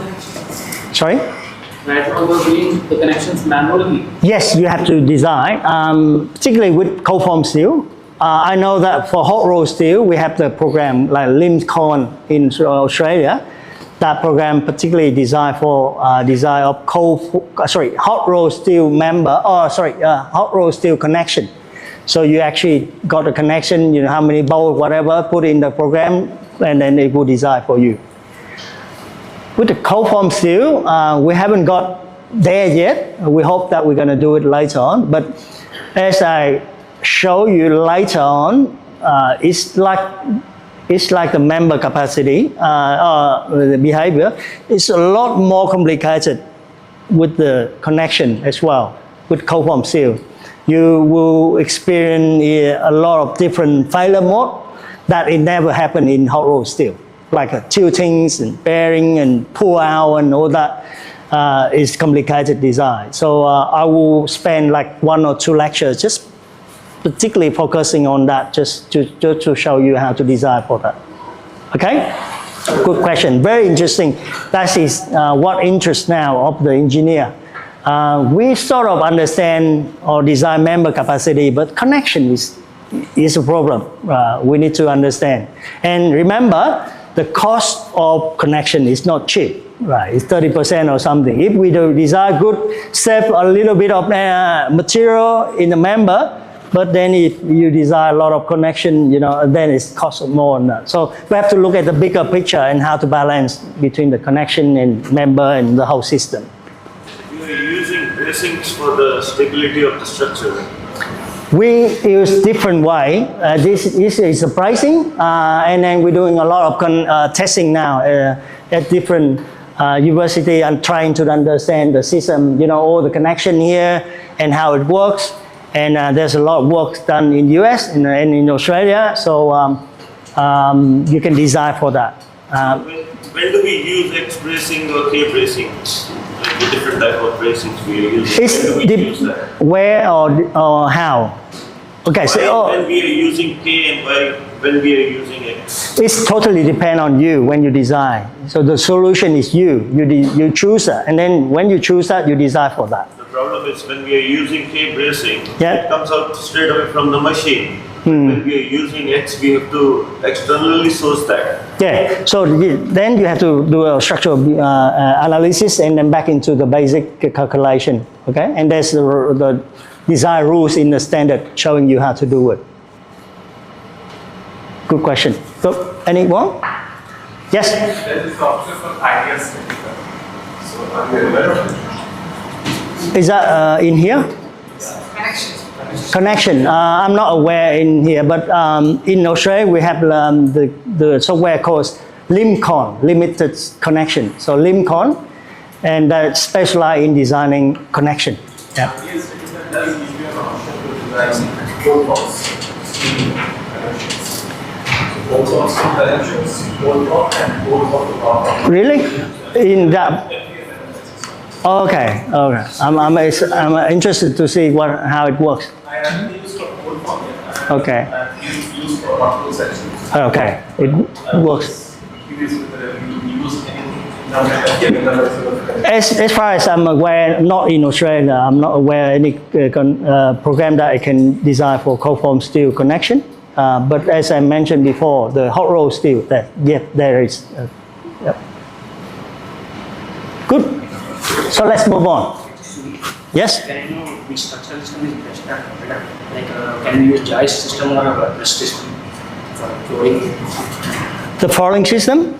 Yeah. You're asking about which one is? Like, which one is the better one? Okay, so it's very, very good and sensitive question, right? So it's all depend on how you want to design that. And then look at the big picture and how much the cost and everything related, not just structural behavior or structural purposes, but it's the other factor as well, costing. And just share with you, in Australia, doing when we design or we build a structure system, normally we have to consider a lot in the cost, because the labor cost in Australia is a big bunch of money. So in engineering, we say we design the connection. It's good enough. But the thing is, if you pay for one technician to do a lot of drill and everything, it actually costs a lot of, structural behavior when you get a bigger or thicker section, but it's simpler. So sometimes they're not looking at the optimization of the strength or capacity. They look at how many hours or how many technicians can do the job. If they're doing something, it's good in structural. You save a bit of structural capacity, but you're adding up more labor, and labor cost is actually a lot more than the material that you save. So you need to balance that one. So in Australia, yes, sometimes I talk to company, you're going to do this, this solution is a lot better in terms of structural behavior. The company said, yes, I know, but then you know how much if you're adding more that one to the total housing, right? Allow a lot of connection and look at the industry. So how many screw or whatever you put on it costs a lot more. So they have to think about that one as well. It's very interesting. Yeah. Right, so another type of structural member is this one, interesting. So this looks like a W shape, right? So it's developed by Aramax and then and Fielder now. So they make the section like this one, like the W shape, and it's quite a significant dimension. You see that 800 millimeter, and the depth is 300 meter. And then remember this one, the thickness is only 1.2 millimeter. So what they do is they co-roll that into the shape, and they put it and lock it together. You can see the locker in here. They can lock together and then make a roofing out of that. Okay. So you can see the beauty of that is this one goes straight to the main structure system. There's no need about the secondary system like purlins or whatever to support the decking, right? So they just got that one with a very long span, go straight into the main structure frame in here. So it can actually save you a lot of money and the labor cost as well. You can see here is the roof that made out of that Aramax profile, and the length here may be 20 meter or something. And then it's just locked together and then sitting on that frame, and it looked nice as well.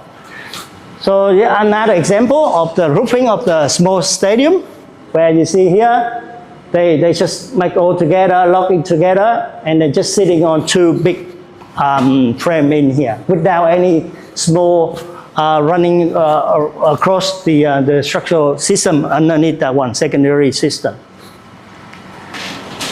Yep, so showing you another roofing of the apartment. This is a block of apartment built in Australia, and you can see the roofing is very simple. All that Aramax locked together, sitting on those two frames, and that's it. And how they build up one. I don't know. So it is that the first floor slab. Yeah, this. Yeah, so this is the roof. I think it's just part of that extra one. That's actually for the... Yeah, from here to here, okay? But this is roofing in this direction. Yes. Okay, so that they make it in different shape, and this is another application where the roof can changing the shape. You can see it's twisting from here to here. Very interesting for architecture to design that one. All right, and it's very flexible and how they build in Australia. This is very interesting single house in the farm where they just get a house and got all that long span, and that's sitting on that two frame. That's it, and they build the roofing on that. So this is interesting, and they can put it in a bigger structure as well. You can see the hangar of a small airplane. And they have the frame in here, and then they got all the Aramax profile spanning along that, and then they can make that interesting and structures building here. Not just that, in the big airport terminal as well. It's one of the terminal airport in Australia, where it's the roofing on that, and you can see that it span a bigger space using that type of Aramex profile. Remember, it's very thin. It's 1.2 millimeter. Yes. Are we designing these members as beams? Yes, they can consider as the beam because there's no underneath that, and it's considered as a big beam. Okay. So in that case, DSM is applicable? Yes, so interesting design, right? So all related to buckling and strength, how you design that. So and again, if we look at the current standard, there's no design guide for that. How are we going to do it? So that's an interesting question. Showing back to you. Right. So another application is the wide span curve roof. So the previous one, Aramex, is straight. Right. It can twist a little bit, but it can be designed as a curving. So the company Spantech in Australia developed a product as they call it the wide span curve. So they make the cross section like this one, and you can see that when they co-roll it, they actually make the rift in here. So because of that one, you actually can bend or curve the section in here. So in that one, you can see they can make that that roofing.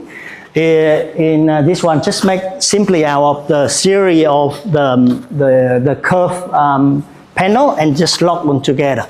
Okay, and you can see how they do it in the practice. They bring the co-rolling machine into the side. So they fit in the coil, and they co-form that. And the other one, they got this one. Okay, and then they just attaching that together and leave it, and then they build that one. So you can see here, how clean is that? Very simple, right? You can span a large span without any supporting truss system or whatever inside, right? Because this one, the curling itself, it can carry all the load. So very interesting, very fast and very clean, very light as well. So this is how they can build the whole roofing system of, I think this one a part of the sporting center or something underneath here, you know, swimming pool or tennis course or whatever underneath that one. So this is how they build that. I think it's very quick, it's cheap, it's speedy, it's light. And this is how they build in Australia. So I'm just talking about the machine. Now, there's another trend in Australia where the company, you can see this one is Howard company, and this one is Market, Framecat, and then one company owned by BlueScope Steel called is Enduro Frame. So they make all that mobile machine, very small, and you can fit in the container, and you bring into the size. So you don't need the factory.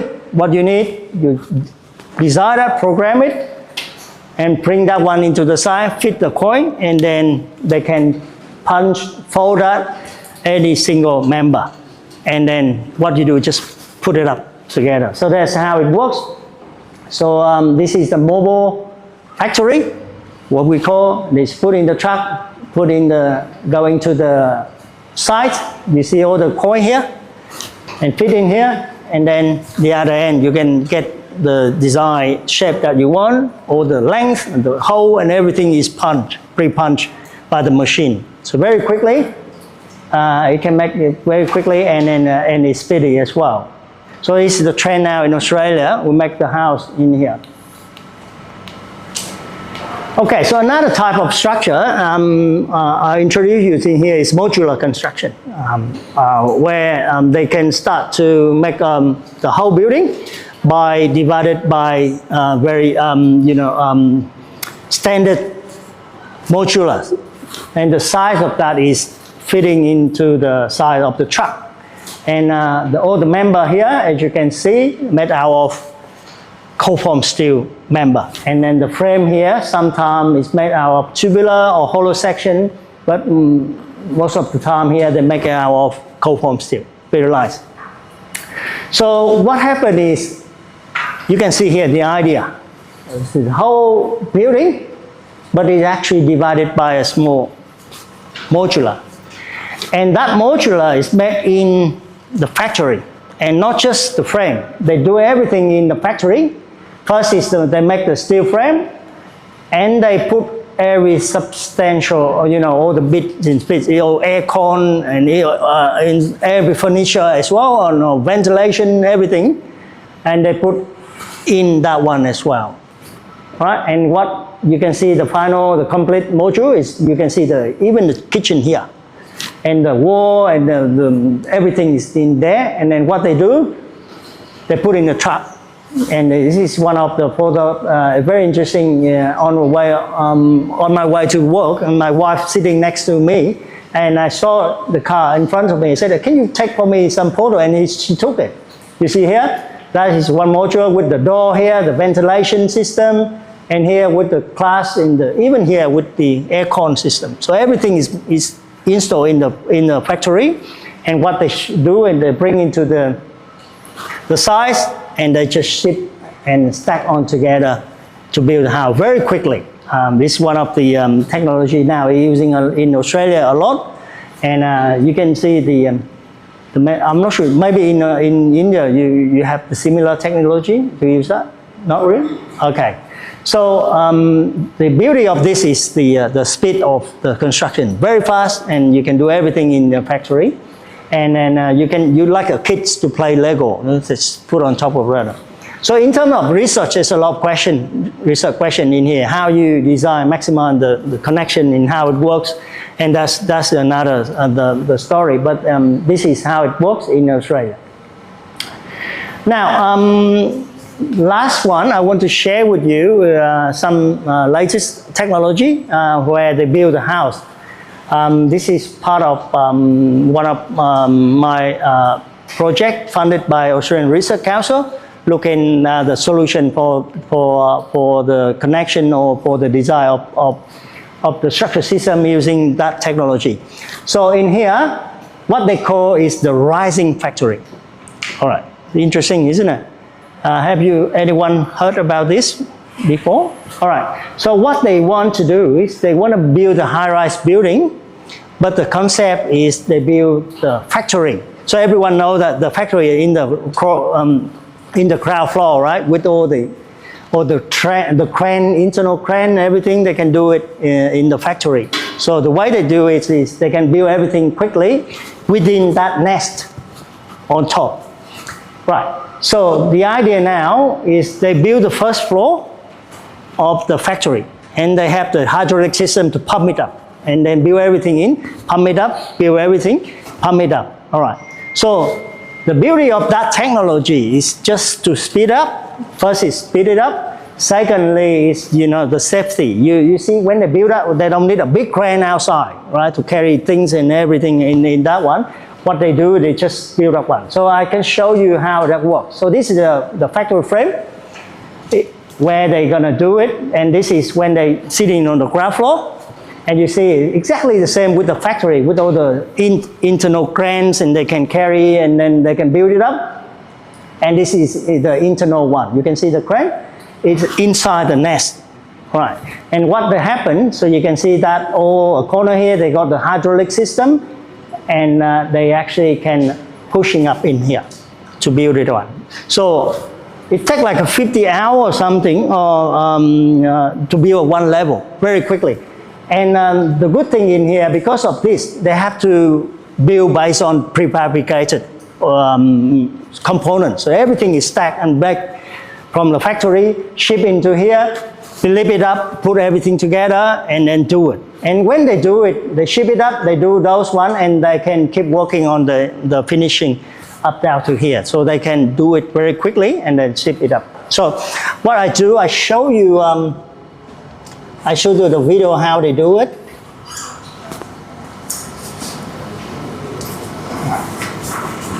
So how are we gonna share this one?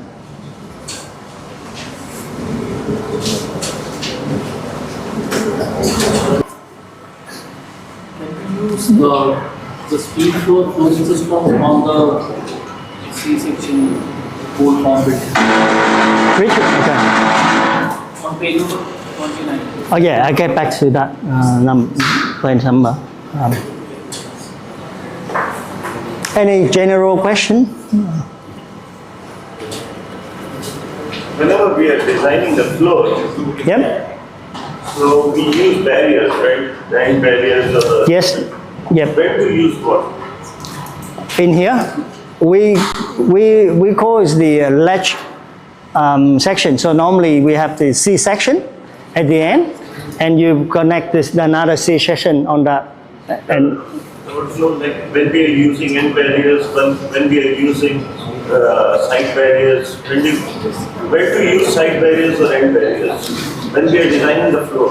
you designing the floor. So you have the the top is the plywood or cement or whatever, and What are the barriers? the barrier. Okay. Fire barriers. Yes. So the structural beam, right? So normally how it works is it transfer the load from the flooring to the secondary one, and the secondary one to the main carrying structural frame. Okay. So normally you go like a one-way slab. You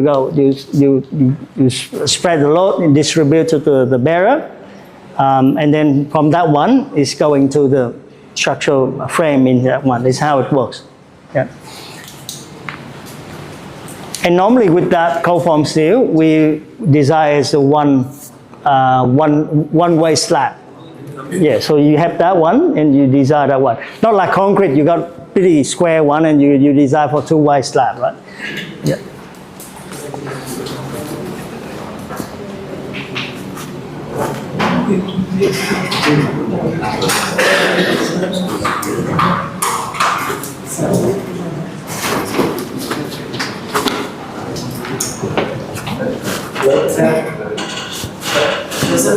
Yes. Yep.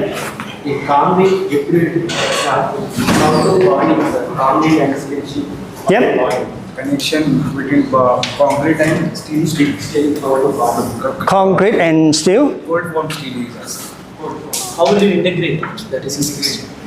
Connect to the steel. To concrete. Okay. So so normally you have the angle section or something, and then you bolt it to the concrete, or you embed into concrete, and then you just bolted the angle out, and then you bolted cold form steel outside. So normally there's a component between the cold form steel and the concrete. Normally you got the angle or something in that. Yeah. Sorry? How the bonding. Bonding? All right. There's some research on that. We did a bit of research on the composite decking and then the concrete on top. So the bonding between them, we did some testing. What we call is the push-out test. And then it works. And then normally to have that, they have to punch a dimple. What they call they push a lot of dimple, and when they build together, and they increase a lot of bonding on that one. Okay, so that's a different way to do. Yeah. Yeah. What kind of support should be at the bottom of the foundation between the cold form steel and the foundation? What kind of support? Support that. Generally, in red iron it is fixed support, but in cold form is it payment? Oh yes. Depending on how much you design for the rigidity of the connection, you can assume that is semi-connect. This one will be on the safer side.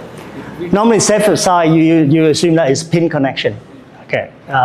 We test the whole frame, and we use different base connection. And depending on the configuration of base connection, then it can carry the bending. So it's really depending on the what you use for the connection. Yeah. So it's interesting, but for, like you say, for safety, we assume that it's simply supported. Yep. Yep. This Aramex, you mentioned free span kind of tool system. Yep. So there are many sections, you kind of join them to make a plate kind of thing. Exactly, yeah. So is it done on site mostly how the joint in factory is to make a plate? Is it done on site mostly or is it done in factory and then? You mean in terms of construction, how they make it? Yeah. So, okay, so they just, as I show you, they actually cover it on the sides, and they have the tools to lock it together, and then they're very interesting tool. So they run it and they clamp it together. So actually they lock it together on site. Yeah, so and they do like 3 or 4 of them and put it one and they zip it like a zipper. You know, they zip it together to connect them together. Yeah. Yes. Sir, Ramex principal system. Will you consider a window? Window? Yes, so you have to design for that. It's complicated. Yeah. So you consider as a beam, right? So it's bending. So like you divide it like 1 meter or something to design for beam. So that is like a beam to carry, and then it's connected together as a floor. All right, so you treat it as, you cut a bend and then you design as a beam. Yep. Regarding punch hole, while designing any structure, we don't consider punch hole holing on the web. Okay, yeah, yeah. Yep. Don't consider while designing in any software. Okay. Actually, if there is a need of punch hole in a primary member, so is it okay to go? That's really good question. It's exactly related directly to my research. So I have 2 PhD students working on that now, and then we almost bring the rules in the standard now. So you can design for any shape, any size of the hole, and how it's affect the strength now. Because generally we go with the utilization ratio of 0.8 or 0.9. I mean, after giving a punch hole, it might not be sustaining the load. Sure, yeah, definitely. If you cut a big hole, yeah. So that is a huge problem. So that's why they need a lot of attention. So that's research going on at the moment. And recently, in the latest AISI 2024, in America, they incorporate our equation. So it's actually done by my PhD student. So the latest edition now, you can look at, we can design for structural member with the perforation. Yeah. Software design will take as full member, 1 member. We didn't have a software like punching holes in there. So after we getting once 90% utilization, so again we need to calculate for the punching holes. Yeah. We can assume that it's safer for 90%. Yep. For design for perforation, the software in here, we can. You look at the AISI specification, they tell you like they have the equivalent thickness. So they assume that you have multiple holes in here, is equivalent to the thinner strip or something, and then you can put in the program and run it. Yeah. You reduce the thickness. Yes, so equivalent thickness, so to take into account the hole. Opening size, they'll reduce the thickness. Okay, thanks technical team. Yes, please, thank you. Yes, that's fine. Is an example in the AIC.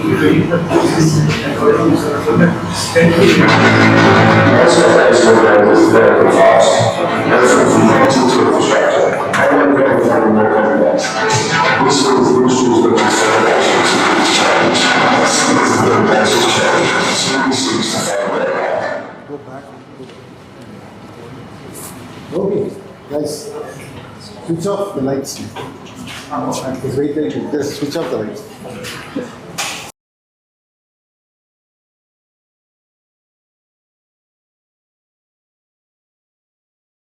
Yeah, speak loud. Don't sleep here.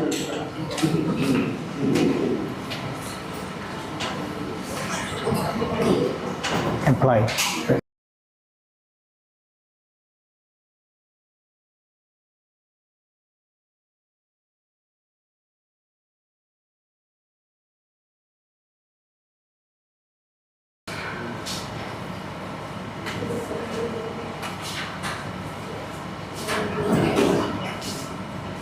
No sound?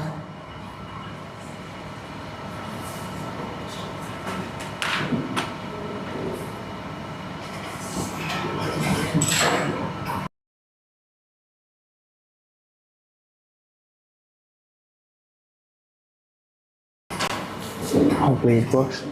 Hopefully. It works before.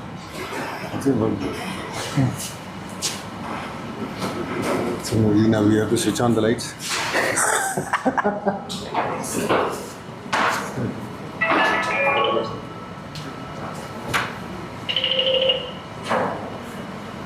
Oh, there's Jackie. Have you seen this one? No, no. That's interesting. Yes, a really good one. This is in Australia or UK? In UK, but we got a grant to do this? To do the old connection. This is a business that embraces change and continually seeks to find a better way.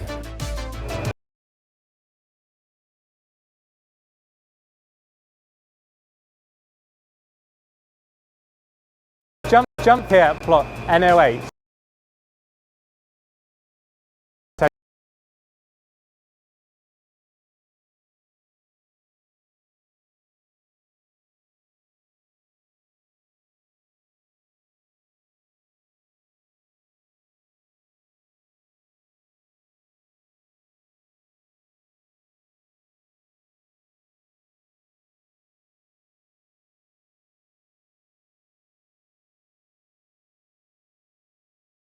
They want to do a lot of tests, trying to understand. And then to design for that one is interesting as well. There's no code or specification on how you're going to design for that. So this thing is all depend on the final element modelings and all that, just to support that. Yeah, very interesting. Let's go.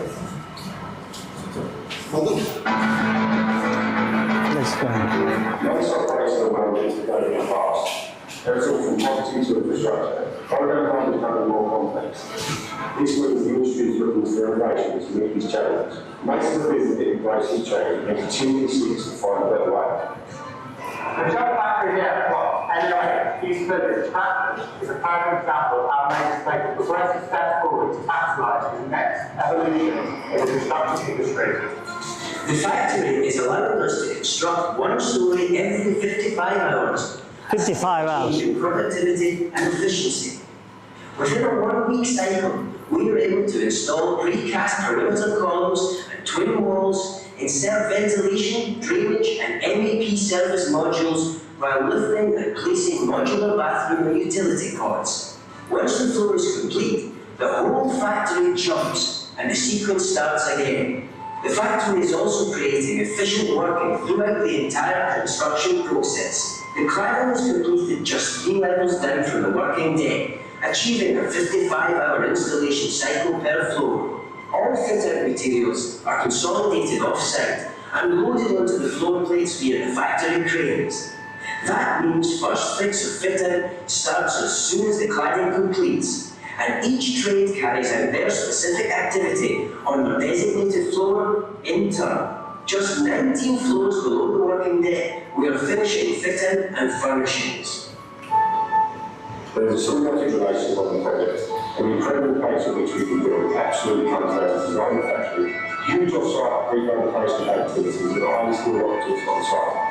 We're able to take many inputs from this project and apply them to future major projects. The Jump Factory is a great example of the type of innovation making place, helping to move the industry forward.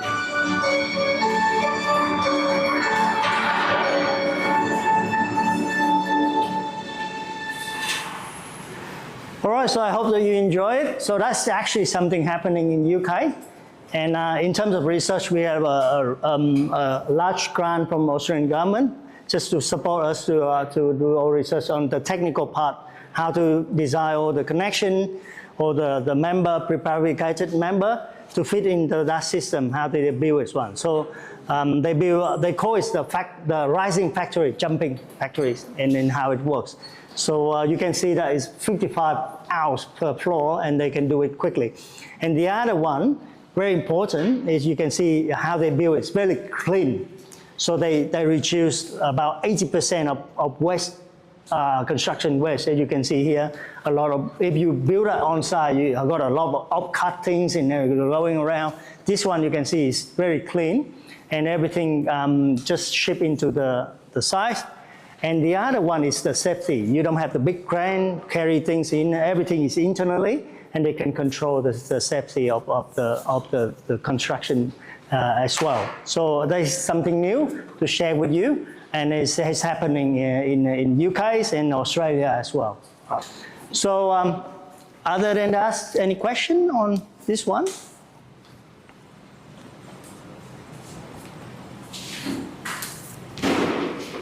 So I can see a lot of questions on the technical. I'm very glad that you get straight involved in not just about the general, but the question on technical. Yes? Yeah? Do you have any video? This one? This technology? Yes, it's few years back. Yeah, in UK. Do you have any video of manufacturing or construction? You can search on internet. You can search on YouTube. Yeah, yeah. It's called Mice. That's the company of the name of that company. They're doing that one, Mice. Yep. Good. So if there are no questions, so break for lunch. Okay, you guys will meet at around 2:30. We'll have a tutorial session, right? And then, but professor won't be available. He'll come back tomorrow morning to have the lectures in the morning. Right? Okay. Thank you all. See you all. Thank you very much. I will be around and we can keep chatting. And then I'm very pleased to have you in, guys. Thanks.